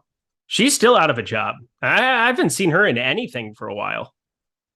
They got rid of the jump or whatever that was. Where's she gone? I know she comes from money. I think like HBO or something. Oh, really? Showtime. Yeah. Oh, haven't seen it. Neither. I saw it on Twitter at one point, and then I forgot about it. But I think she did sign a big contract somewhere. Okay, anyway, good we've got for her. We've got some super chats that I want to answer in a second. But first, sorry that I cut you off before the Haslem news, though. I thought was worthwhile, but very much. How would you be handling the late swap scenario with all the Clippers stuff going on? Yeah. So what I was getting at was Jock Landale. I think that's a guy at center that if you get the word isn't even stuck. He's a 3,100 center. And I know that he's kind of been the primary number two. When you've had DeAndre Ayton active, Landale plays the backup center minutes. It's not anything to do with Bismack Biyombo there at times. Like he ended up playing the backup role there. He'll play like 5-6 minutes at times when you have all three of them active. But like this will be a spot where I think Landale's not so bad. They really like him in Phoenix. He's over a fantasy point per minute guy. He's looked really good in some of those Chris Paul pick and roll type spots. Obviously, you get Devin Booker back on the floor now too. I watched that whole game last time that Phoenix was in LA, and Landale was just a dude that they just kept like murmuring on the bench. We were right behind the opposing bench, and they just absolutely were just saying nice thing after nice thing. He looked great. He played the garbage time because they won by like 20 in that game. But like that was what I took away was like Landale's actually not so bad, the Aussie. So I like getting to him there. I think that's one extra piece from the game that I'm just locking it at a center spot. And I know, maybe there's some opportunity cost with if he does end up being active, if that ends up being the case, where I just want to get to as many pieces as possible, where I get as much maneuverability with my lineups as possible, because like otherwise Brandon Boston, Terrence Mann, like guys that you generally wouldn't be playing, Terrence Mann a little bit, but like Brandon Boston for sure, guys you would never think about playing. Amir Coffey, like there are scenarios where Amir Coffey ends up in a starting unit here from the Clippers side, and you just kind of have to have everything at your disposal. So I pay up for studs. Like that's really the number one thing. You get to the Giannis's, you get to the Zions, you get to anybody on the expensive end, just so that you get those spots. And then you're going to have some type of value that exists coming up later. All right, let's answer some of these super chats. We've got a handful of them that came in right now. And for everybody's waiting on those, we got a lot of news that came in there. And I mean, Udonis Haslem potentially starting at center. That is something that just rocks my world entirely, because Udonis Haslem, how old is he now? 41, 42, 75? Give or take. He plays like he's 75. Garbage time Udonis Haslem has to be the best thing ever. It's so good. Only human being on this planet that's older than Udonis Haslem, and this is true. This is just a fact. It's Emac. There's the only person who's older than Udonis Haslem is Emac. Let's hit on some of these super chats. First from Teddy Wayman. Any love for Nickeil Alexander-Walker tonight, or is he just another guy with all of the value? I wouldn't want him. Nickeil Alexander-Walker. With Mike Conley back, I have no interest in Nickeil Alexander-Walker. The other thing, too, is he's not cheap. Yeah, none. If you want to play somebody at 4,900, I think this is just because it's a 4-gamer. And center, there is a definite opportunity cost, but he has impressed me a lot. I've watched a lot of Utah games recently. Walker Kessler at 4,900. Like, if you're going to get way off the board with somebody at 4,900 who plays for the Utah Jazz, I would much rather click on Kessler. Maybe it blows out, but like, he's been playing low 20s minutes. And with his block and rebound upside, he has been very, very impressive to me. I didn't watch a lot of Auburn basketball last year, but apparently he was just a great defensive center there. It started translating. I don't completely hate his offensive game, but I have zero interest in Nickeil Alexander-Walker, and I would have to play a large allotment of lineups to land on Eddie Kessler. Yeah, and the other one of my adopted favorite players, because I'm a Utah Jazz guy this year, and he's provided them a much needed boost when a lot of other players have been out for the team. Some more super chats here, and also, by the way, I wasn't sure whether Teddy, you were asking about DraftKings or FanDuel. I'm fairly sure I remember that you're typically asking DraftKings for your questions, but Nickeil Alexander-Walker, $5,500 on FanDuel, $4,900 on DraftKings. He's not even that cheap on either site. So with Mike Conley back, just somebody who's really difficult to get to. The Claw, 28. Best utility play on DraftKings, $4,200 and under. All right, 4,200. And I assume I'm going to make some assumptions about players that you've probably rostered, but let's see. So Bismack Biyombo is the one that projects the best for me below that price point, but I assume there's a pretty good chance that you have him. There aren't that many guys that are that cheap I like getting to, especially I want to see what that Heat starting lineup is. That could end up changing stuff. Another one, potentially Eric Gordon, if Jabari Smith gets rolled out. He's somebody who I don't project him especially well, 20.5 fantasy points right now, but that would go up a little bit if Jabari Smith is out. Yeah, I didn't want to go attack the angry mob or anything. I was thinking about betting out Eric Gordon's over on his points prop. This is somebody that I've just kind of forgotten about, which is weird. Like, whenever you project out minutes for this team, and I didn't do any projections or anything today because I knew I wouldn't be at my computer, but like Eric Gordon, I always have to remind myself that he plays like 28, 30 minutes a game. I always forget about him because he's just like the fourth or fifth option on that basketball team. But you start taking some of the pieces off the floor there too. The usage has still been there in a way where like 12.5, I think was like the prevailing number earlier. There aren't many spots where you get Houston in super competitive games. They played great against Phoenix last time out, but like Eric Gordon, this is about as locked in as you're going to get minutes for Eric Gordon here to play 30. And I think that points prop looks really good. Yeah, and then one other thing just to mention as we're going through some of these players, and this is actually going to correlate to the next super chat that we have here, is from Jorge Giacomi. He said, should I cry and run for my life if I'm getting to 100% Wall and Jock Landale on DraftKings? So he's all in on both those players. I'm a little confused by the ownership split between Jock Landale and Bismack Biyombo. Both of them individually, I think, are good players to get to, but I assume Biyombo is going to start at center. The fact that Biyombo is 12% owned and Landale is 33% owned, I don't understand why there's that kind of disparity, particularly when I think Biyombo is going to be the starter. Yeah, I think it has more to do with what they are as fantasy assets too. I think it's probably pretty close to 24-24 and could be a hot hand approach. Again, Biyombo came in on that contract, 10-day contract, and ended up playing himself. One of the happier stories of COVID, where he ends up being a guy who was out of the NBA for all intents and purposes and earned himself a spot on the Phoenix Suns with how well he played in relief. Jock Landale, kind of the same situation. I think they like them both, where it's pretty simple for me to go to the guy who's $500 cheaper. But if the field's doing that entirely, I do think you're bringing up a pretty good point. It shouldn't be too hard to have 3, maybe 4 Clippers pieces in every lineup that you're making, and to get to as much Biyombo if you see him in that starting lineup. I'm probably with you, where I think he is the guy who starts, but I'm building out the one lineup. 3,100 is the magic number that I need. So I see why the field is landing there. By the way, some injury news, because Jabari Smith is, I saw that he was active, but Jabari Smith, and I missed that one come across before. It's okay. For the Rockets. I mean, for the Heat against the Rockets. Jovic in, Duncan Robinson in, Max Strus in, Jimmy Butler and Tyler Hero in. I want to see that starting lineup. With Jovic in, it seems weird to me that Udonis Haslem would start, but let's see what that starting lineup actually ends up being. But what do you make of all these guys now being in for the Heat? So now we still have, in terms of players that are out, Kyle Lowry is still out for the Heat. Bam Adebayo is still out for the Heat. Dwayne Dedmon is out. Victor Oladipo is out. Gabe Vincent is out. So they're still shorthanded and missing a lot of guys. But there were other players whose statuses were a little bit uncertain that have since been ruled in. Does anybody from that group really stand out to you? Jovic definitely does, because I assume it would be really weird if he wasn't the guy who ended up starting here, especially against Houston. Şengün, he's a true center, but like not all that imposing. I think you have an opportunity to put Jovic out there, and it shouldn't be apocalyptic by any means. Jimmy Butler and Tyler Hero, I think, are both guys that you want to be spending up for and to get to some allotment of. I still prefer Giannis because I think you can definitely get up there, and it shouldn't be any issue with the amount of pieces of value we have to take a shot on. But Jovic is by far my favorite piece of value. I think getting to a little bit of the likes of Tyler Hero and Jimmy Butler, but otherwise, I think it's diluted enough that we don't have to go crazy there. Yeah, and by the way, a follow-up, Teddy Wayman was asking about Nickeil Alexander-Walker on FanDuel. Really, really difficult for me to want to get there when he's that expensive. I'm projected for 15 fantasy points today. Impossible to get there is probably the right way of saying it. If he gets there, what it is it's a 30-point blowout in some direction, and he gets the entire fourth.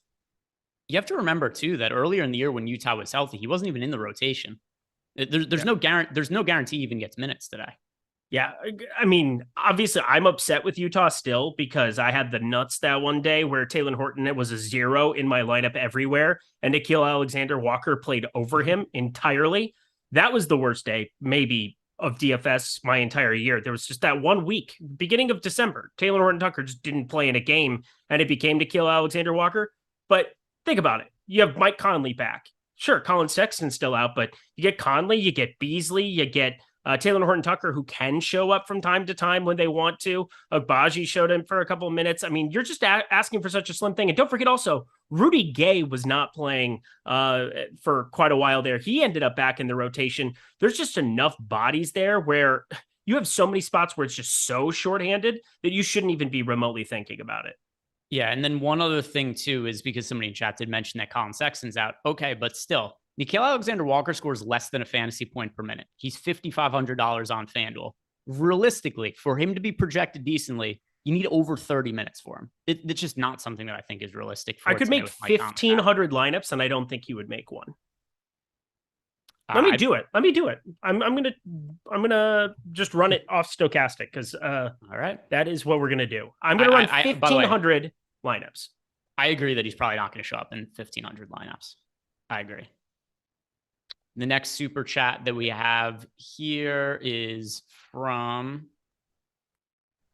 our guy, Michael McKinney. He wants to know his normal question. 5 must plays for FanDuel cash games today. 0 lineups out of 1,500. I wanted to update you. It was important to me. All right. 0.0 out of 1,500. Makes sense. Not good. Makes sense. 0 randomness on that. If I put randomness, I bet he would show up in something, but 0 out of my first 1,500.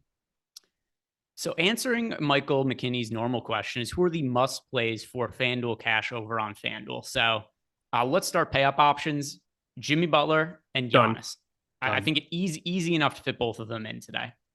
As John for Wall, cheaper pieces, John Wall, agreed, in there. Marcus Morris, in there. Done. Tyler Hero, done. Harder to find. Tyler Hero, done. Tyler Hero has to be in that lineup. Yeah, I think we can get on board with that. And then you're paying up for another guy, whether it's John Moran or Zion. You have the money to do it, so you're going to do it. Like, you're going to play Butler, you're going to play Hero, you're going to play Giannis. So there are 3 expensive guys. But you should be able on FanDuel to get to 1 more, along with Wall, Morris, and then probably either Landale. I guess that's probably the main question, is who you end up playing center on cash. I would probably just eat the chalk with Landale, but I do think there's a J-Val case. I probably wouldn't do it, though. I'd probably just eat the chalk with Landale and have more swapability. I don't know that you need to play. I mean, I guess he'd be my first option. He's 4,200 on FanDuel. If he doesn't start, I don't know you need to play him at 4,200. I'd rather play him certainly than Biyombo on FanDuel, because Biyombo's 5,300 on FanDuel. So that's a really, really big split. Landale does look quite a bit better on FanDuel than Biyombo does. I would say that he's a strong consideration at center, Landale, but I wouldn't call him a must play. One thing that's kind of crazy also, like Valanciunas isn't even that much more expensive than Landale. Valanciunas is $5,700 and Landale's $4,200. Yeah. I would rather play Valanciunas if you have this salary there. There's such a weird note. Like, the Clippers starting lineup could be a million different things. And I don't want to say Moses Brown. I don't think that would be something on my radar for cash, or I don't think he ends up getting the start, but like, at least there's outs around Landale, and then having the extra game, and you have enough guys on FanDuel where they do have the power forward center utility where I probably, I mean, center's just like that's your decision point, I think, on FanDuel today for cash. And I'm probably more inclined just because it seems like ownership wise, people are getting to Valanciunas now the most, just slightly. Maybe I would just eat that because, I mean, if he gets extra minutes too against Utah, and they are 29th in rebounding in the NBA, there's an opportunity where if he gets extra minutes, you're just slamming. So I'd play J Val and cash official. We've got some questions here in the Discord channel to get to as well. This one from Dre Everyday. He wants to know if Nikola Jokic is available to play, which he is. We found out that he's available, but he doesn't start. Do you think he comes off the bench and plays? Yes, but I don't think it's guaranteed because he was just in the G League dealing with an injury. I think he's very likely to play and he's a good value play, but I couldn't say with 100% confidence that he's going to play. No, I do not have 100% confidence that he's going to play. I mean, Haywood Highsmith has been more involved in a lot of these spots. Like we've seen 26, 28, 34 minutes even from him off the bench. Like I'm pretty locked into him getting minutes, but I don't think there's anybody else that there's some kind of a certainty that you get. I don't know. It's pretty tough to imagine a scenario where I got to like a crazy amount of Jovic if he was coming off the bench. Too many good Clippers plays. Yeah, and he's also something like you said. I mean, he's in the first game of the day. It's the 8 p.m. Time slot Eastern time. He'd still be somebody I'd get to as a value play, but I certainly wouldn't like him nearly as much off the bench as if he is starting. We've got a question from the normal question that Teely asked us in the Discord. Who wants to know who our favorite plays are for today.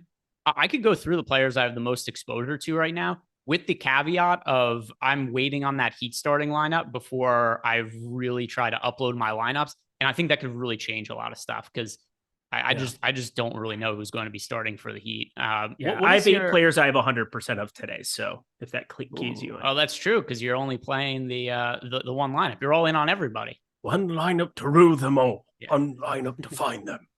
Did you watch the Lord of the Rings show on Amazon? Sure did. It was something. I could not. I tried to watch it. Totally honest. Tried to watch it. Could not stay awake through it. It's hard. Like like Tolkien for me was my favorite author growing up. Like everybody was into Harry Potter and other. I loved Lord of the Rings so much. I remember that's one of the only movies I remember lining up outside. Like just everything revolved around getting to the premiere of Two Towers and the premiere of Return of the King. And just the best cinematic experiences ever, the best books ever. I just love him so much. I think he would be very disappointed by what just happened with Amazon. It is abysmal. And the thing is, too, there's so many people that seem to like Teddy Wayman said it's fantastic. No, I've seen a lot of people say they really enjoyed it. I do not understand how. I've never been so bored watching a TV show. There's a twist towards the end that like makes it palatable to maybe have hope for another season, but you have to make it there. That is the point. That's the point. If this were like television 20 years ago before streaming, this gets canceled after the first 2 or 3 episodes. There's no way this makes it. And they spent $1 billion on it. Sure did. Well, they built, it was $1 billion. And then it's also like towards future seasons. So I think that's included in part of the cost, like to get the rights and to do the things. But my dear God, they're just, and it's not like, because there are things about there are things that I would change even about the new Game of Thrones show. But like, I know that because the two came out at the same time, you kind of have to compare them, right? And one made it very interesting in terms of character development where the slow burn didn't kill you. The other one, you literally, how could you possibly care about anything that's going on this Lord of the Rings? I do not care. It was made for $1 billion. I have seen better entertainment made in the backseat of a van with a camcorder. And it was big. Just, yeah, just for the amount of money they spent on it, I just don't even understand. By the way, we got Is this going to be the starting lineup for the Heat or no? Just players officially. Babylon, Catastrophe, Babylon. That's where I'm going tonight. Yeah, just Heat players listed available to play. No official starting lineup yet. Let's talk about. Oh, we just got a super chat, or a couple super chats just came through. So before we answer that, though, I want to tell you guys about our deal that we have right now with BetMGM, because this is a great way for you guys to get some value out of our site. If you've been looking to sign up for DFS, but you haven't quite pulled the trigger yet, now's your time. Because if you sign up using the link that we have over at BetMGM, you sign up at BetMGM, you can make a deposit of just $10 at BetMGM. And when your first bet settles, you are going to get 2 free months of a Stokastic Plus Platinum package. But if you're looking to get more seriously into betting, you could also get a risk-free bet of up to $1,000. So if your first bet loses, like let's say that early on last night, you were talking to Eric and I, and you knew that the Heat were going to be resting players today, and you want to take a chance on the Houston Rockets plus 4.5. Well, guess what? Even if the bet loses, you could have gotten refunded up to $1,000. So good ways to get some value out of BetMGM. But when you sign up, just make sure to click on our link, because you're going to need that to get credited for both the risk-free bet and the 2 free months of a Stokastic Plus Platinum package. Now let's answer these couple more super chats here that we have outstanding. First one from Huge Checks Only. Can you give me 3 small? What happened? Look at it. Is it official? It's official. You were right. There we go. My There we God. go. Just how salty is News Guy going to be that I beat him by like 20 minutes to the news on this one? oh, super salty, bro. I win. Hey, he's my guy. It's okay. It's okay. Hero, Strauss, Butler, Martin, and Haslam. Go fuck yourself, Miami Heat. I love it though. This is terrific for our Houston Rockets bets. This is just I know. So they were 5.5 last night, and I talked about it, and I was like, I feel like pulling the trigger, but I think I'll wait until the morning. And when I woke up this morning, it was plus 3.5 without any news. I was like, oh, everybody is feeling the same way that I am about this. And then it went to 4.5 for a second. Then you got the influx of everything, and then Bam Adebayo questionable. That was like immediately, but we got all that Heat news way late last night where they were dropping in that unlikely to play. I was like, oh my God, should have bet it. So I am not going to be playing Udonis Haslam, but I do want to ask you this. What is that? What is that emoji? Which I don't emoji? even know what that is. He has like the emoji. Oh, that's the listen, every once in a while I get the scoop. That's the I don't even know. What were the chances of Udonis kind Haslam starting a game that wasn't the last game of the season this year? I would say very like high. Although with plus, that said, the Heat injury reports are so stupid this year that I guess it would definitely be possible. That I don't know if anybody knows this reference, but that emoji kind of looks like our old Rosas Jr., the 17-year-old that just fought in the UFC, who's very bizarre looking. That's kind of what that emoji looks like. There's a 17-year-old who just fought in the UFC. Did he need like a parental permission slip or something? So he was actually signed at 17. He made his debut right after his 18th birthday. Oh, God. Yeah, it's probably going to end poorly, but he did win his first fight very impressively. Let's talk about this starting lineup. What the hell does it mean? What does it all mean, Basil? I mean, I have no words. Again, this is such a beautiful slate to honestly be playing one lineup because I don't have to think about this too hard. Like, I think Haslam plays enough where Robinson becomes far less interesting compared to either Landale or Biyombo. So your center spot on DK, yeah, you can play 2 of them, but like, if I'm going to take a shot on anybody, I still think power forward center eligibility of Jovic is probably your most intriguing, but I don't even think I would want to do that anymore. I think it's honestly Jimmy Butler, Tyler Hero, and move along with your life. Yeah, it's hard to trust any of those guys like Duncan Robinson, Haywood Highsmith, Nikola Jovic, Udonis Haslam, Orlando Robinson. This is the same player with a different name. All of them. Like I know Haslam's considerably older than those other guys, but like Haywood Highsmith has generally been shitty this year. Duncan Robinson has generally been shitty this year as well, and he's also a little bit more expensive. If I had to play one of them, it would be Jovic because I think he is the best combination of cheap and the best, but none of it's all that appealing. I'm about to rerun lineups. Max Strus is a little bit appealing, just 4,800, and now there's one less likely guy. Like if it was Jovic, that's somebody who could actually maybe do something on a basketball floor. When it's Haslam, that's just another dead piece to exist in the world. So like, I think you're probably all right getting to some Max Strus in that starting lineup, but God, do I not want to.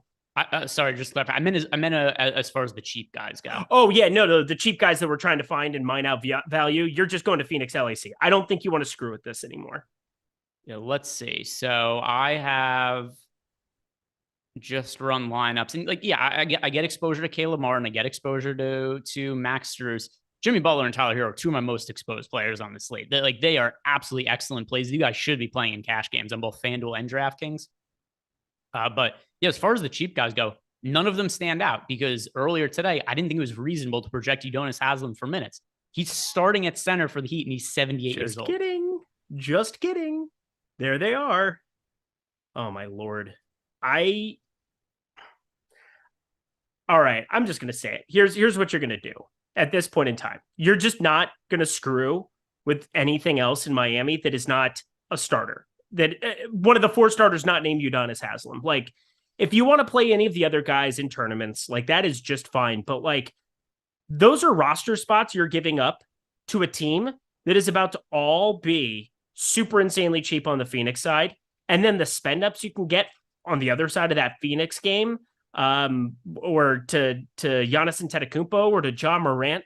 Like, you're just almost a little bit insane to try to make something work from Miami at this point in time. It's so diluted, whereas something from the Clippers is not going to be diluted.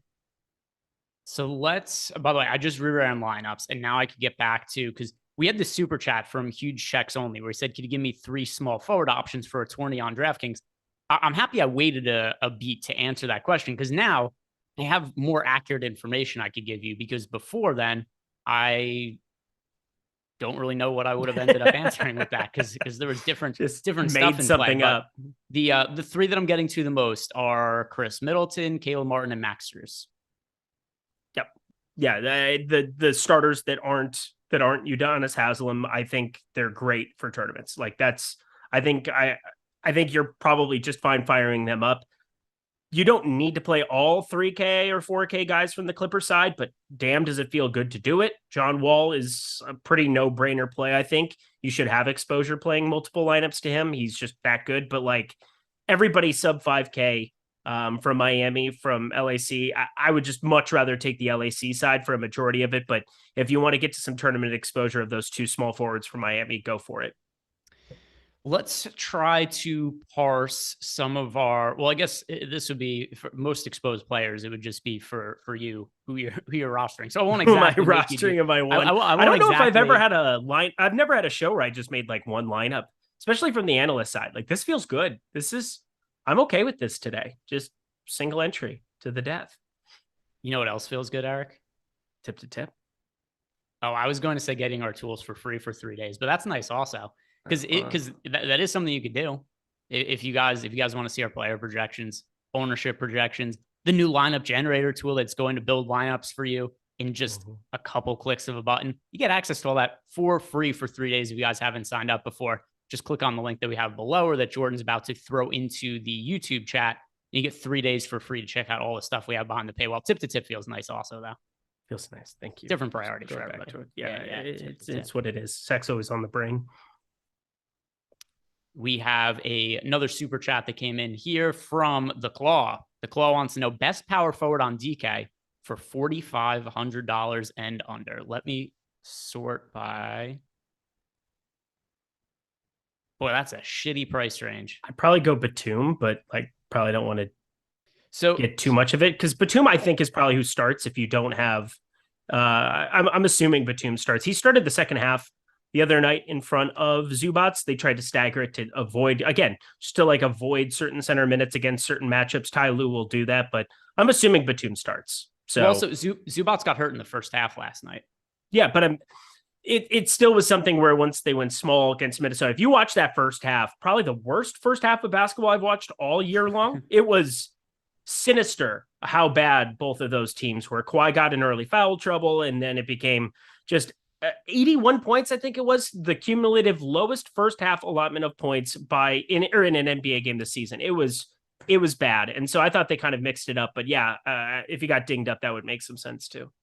Yeah, so he got hurt towards the tail end of the first half. And then they came out the second half. They started Batum. They tried to sub in Zubats to play. He played like 2 minutes in the second half and just tapped out and wasn't able to finish the game. But yeah, I do assume that Batum would start if Zubats doesn't play, which is why, for what you said, right now, I think the price on Zubats maybe a little bit low, nothing too crazy or anything like that, but just the possibility you could get him starting at center, which, by the way, he might start at center even if Zubats plays. That's within the realm of possibility. So I would say Batum if you're looking at that price range. And yeah, the other options are just crappy. Like I don't even know who else I'd really be considering there. It is bleak, my friend. It is bleak. This is really a slate, particularly on FanDuel and DraftKings are a little bit different today from a standpoint of the pricing is always soft enough on FanDuel to where it's easy to pay up for Giannis. That's why Giannis is projected for nearly 50% ownership on FanDuel. DraftKings, though, I really do think the lineups are best built in the mid-range today. Do you agree with that? I think so. I mean, I'm starting to get to more mid-range again. There's not anything wrong if you're playing a lot of lineups, trying to take shots on guys like Robert Covington down at 3K and trying to make those kind of builds work. When you say that, though, like for me, I still think it's pretty darn easy to find yourself to Giannis. So that's why you're seeing 43% ownership on John Wall, 36% on Giannis. He's on this slate still the second highest owned player. It's not cost prohibitive, and he's at power forward center, which having that power forward eligibility specifically to avoid some of those cheapies that all exist at point guard, at shooting guard, at small forward, at center. I think that makes a lot of sense why he's coming in with that ownership. So I will say, yes, balanced more so, but with the exception being Giannis is pretty easy to get to. Let's see if we got some more questions in the Discord, which we did. Heflove wants to know, is Graham a viable 3K pivot to these other Clippers, Miami, Lando value pieces? No. Not today. Nope, not today. I've been pretty forward about liking Devontae Graham on some of these slates where it makes sense to have some offense in. The major characteristic that's changed is CJ McCollum's back, and CJ McCollum could play alongside Graham for some of those minutes, and that's just not appealing to me at all. I'd want him to be a direct backup. You get Daniels, who they have draft equity and has been very good for them in very limited samples at times this season. Trey Murphy's starting to take a jump. There's just too many guys ahead of him where what he does is come off the bench and provide offense. You don't really need it with the current iteration of the Pelicans. By the way, we did just get an ownership update. And by the way, I also have some lineups run now because T. Lee just did a follow-up. He said, if you went over your favorite plays, just say you did, and I'll look back. Otherwise, what are your favorite plays? Yeah. So one thing that was a little bit prohibitive before is I just didn't know who was going to be playing for the Miami Heat. We had these rumors that it was going to be Udonis Haslem starting at center, but it was hard for me to believe it. And then the official lineup came out. I was like, look at what they're doing with this fucking old guy. But now I've got lineups built, and it's a little bit easier to go through some of our favorite plays. So, Eric, how would you like to handle this? Because I know you only have built the one lineup, and do you just want to rattle off a couple of your favorite plays? Do you want to go? I know you built that FanDuel crunch before. Do you want me to do DraftKings? You could go over. I have 1,500 lineups that are just sitting there on FanDuel. I mean, I didn't randomize it or do anything with it. I just wanted to see if Nickeil Alexander-Walker showed up 0 times. It was fun. Let's I'll do it whatever you want. I can just tell you my lineup. I really don't care. I don't want to make you do that. Let's do. I'll look at some of the top plays on DraftKings. Okay. And you could go over, you built 1,500 lineups on FanDuel. You talk about some of the players you got to the most for FanDuel purposes. Yep. For me on DK, the point guards I got to the most often were John Wall and Tyler Hero. Eric, who are the best looking point guard plays for FanDuel purposes? Yeah, for FanDuel, you're getting to John Wall. CJ McCollum is 7,500. Hello, how are you this fine day? John Morant at 10.8. Takes a little while for him to start coming up. He's actually the 4th highest owned in our projections, and so it makes sense that he's 4th highest owned in this crunch. And then Jalen Green starting to be a little bit different. He's in my lineup over on DK today, but Jalen Green 7,100 on FanDuel might sound exorbitant, but I think you kind of pointed this out first. He's turned into a more willing passer at times of late. Kevin Porter Jr. has really had that role for a long time, but knowing that upside can exist where even on bad shooting nights, there can be some upside from time to time. And in competitive games, he's been north of 36 minutes almost every single time. I feel pretty comfortable with Jalen Green even at 7,100 over there. One of my most rostered shooting guards as well, because when I look at the shooting guards I got to most often, Jalen Green, also Tyler Hero, who is at a point guard for me, and then Max Strus being another shooting guard that I like getting to. For you, Eric, those lineups you built out on FanDuel, who are the most rostered shooting guards? Yeah, so Wall has shooting guard eligibility, so he's obviously one over there, 5,900 still showing up for me there. Strictly off our projections, it goes Hero McCollum. I did a little bit of randomness and I updated one tiny little thing on my end. Chris Middleton would be number 2 for me for FanDuel. Shooting guard, small forward, 6,900. You're looking at a comparable tag to what he has on DK. And when that's the case, they're generally a better play on FanDuel. Obviously, it's relative to the other players and the ownership, but I like Chris Middleton a lot there. Caleb Martin, Tyler Hero showing up next. For small forward, we have Chris Middleton and Caleb Martin, the two that I got to the most frequently on DK. FanDuel, who's looking the best at the position, Eric? Yeah, it's definitely Marcus Morris, 4,900. The usage is going to be way, way, way up. You could see him play some small ball 5, even though there's not really a small ball lineup you're getting with Landale and Biyombo behind it, even though Biyombo not as big as what people might think he is.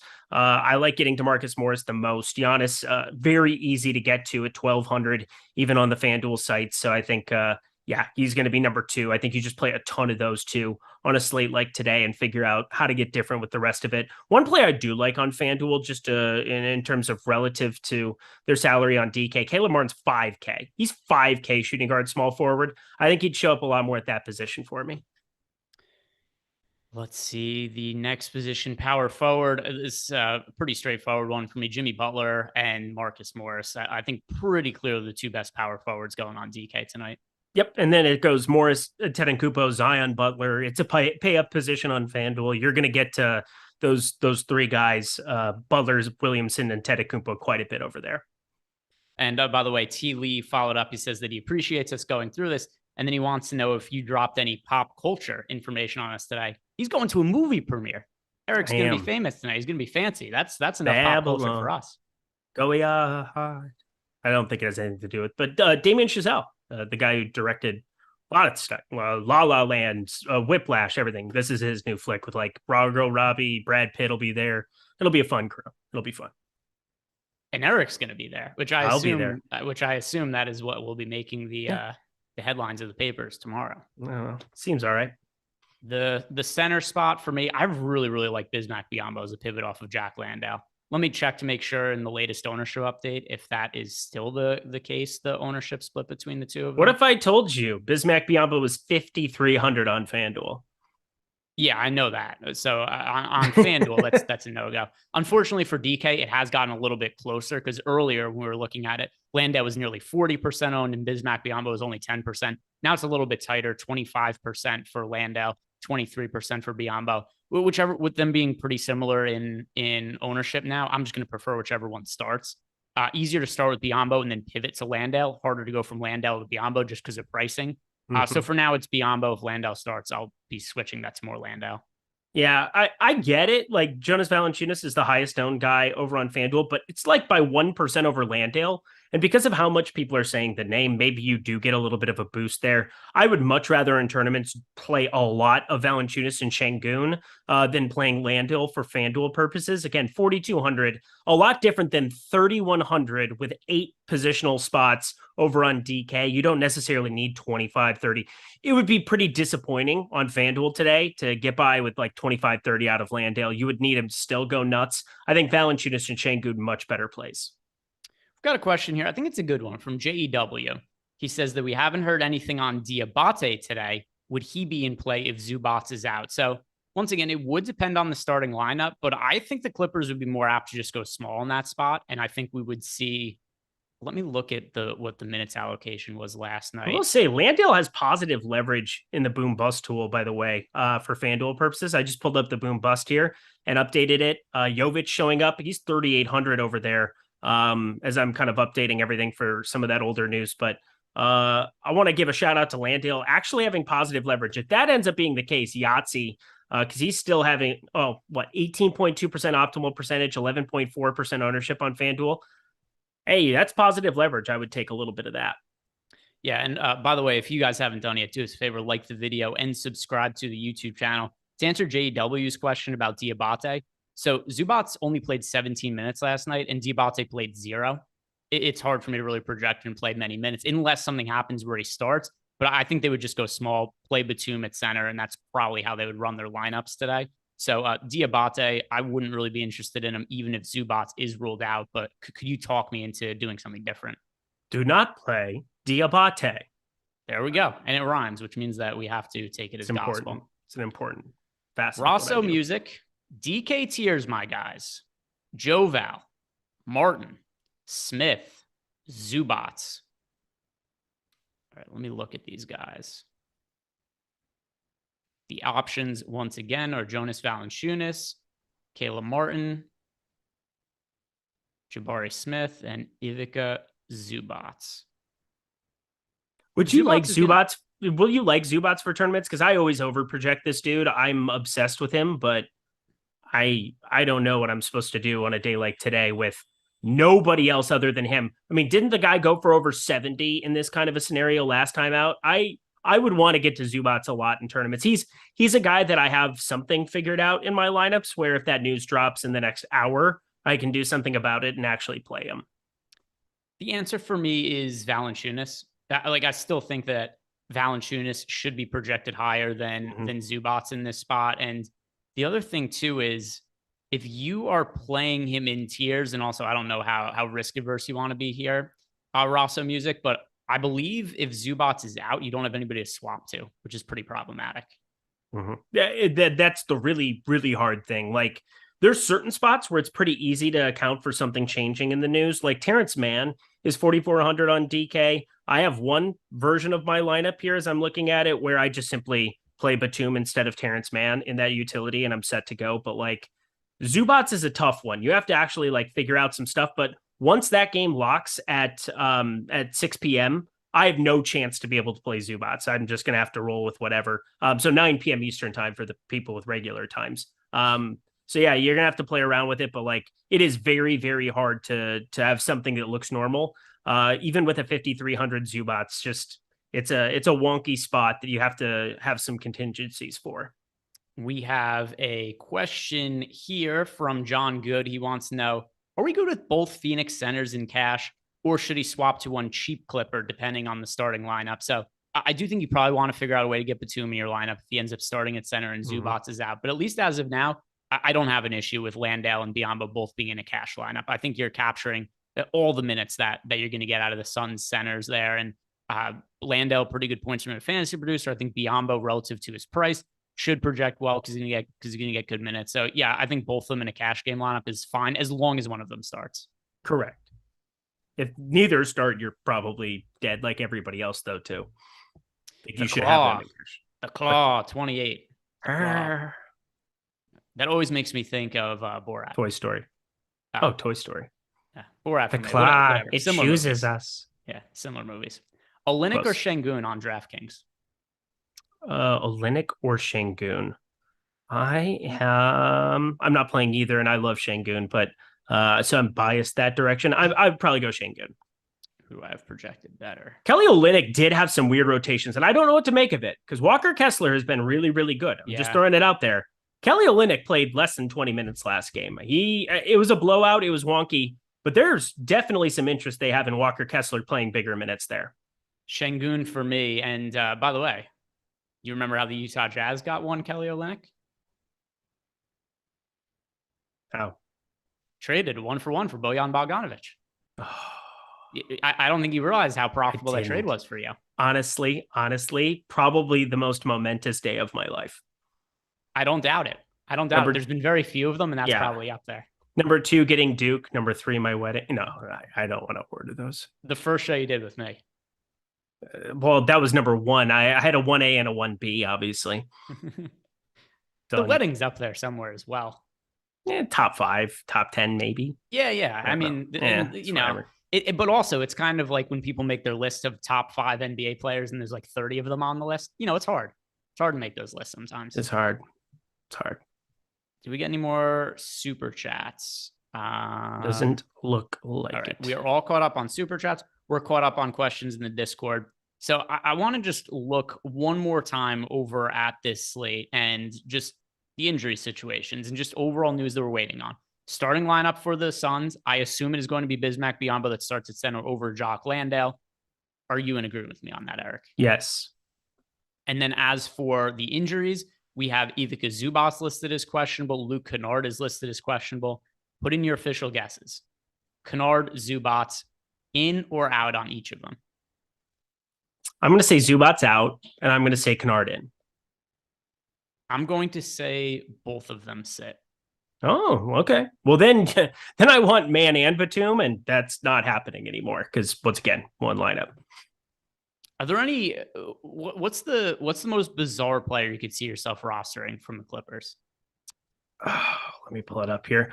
I had interest. I mean, Moses Brown is pretty random, right? Like Moses Brown's out there.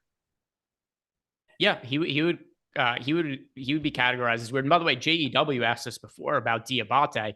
If I was playing a dart throw Clipper center, it would be Moses Brown before Diabate. The answer is probably neither of them, but Moses Brown has actually played some minutes as of late, and Diabate hasn't. Now, it hasn't been big minutes the last few games. 3 minutes, 4, 7, 5 for Moses Brown, but that's more than the 0 that Diabate has been playing. So if you're looking to take a crazy punt on one of those Clippers bigs, it would be him. Yeah, so I think the one thing you have to remember about Diabate, and this is like not to hashtag I watch the games, but like it's something where it comes in handy. Diabate closed against Portland. It was a back-to-back for the Clippers. He played 12 minutes. He got called up from the G League. He had been out for a month. He was down in the G League. He got called into the Portland game. And because they run a back-to-back and they made a move with a small ball lineup, they just kept him out in the game. So he played 12 minutes. They then got blown out against Utah the next game, and he got 16 minutes as a result.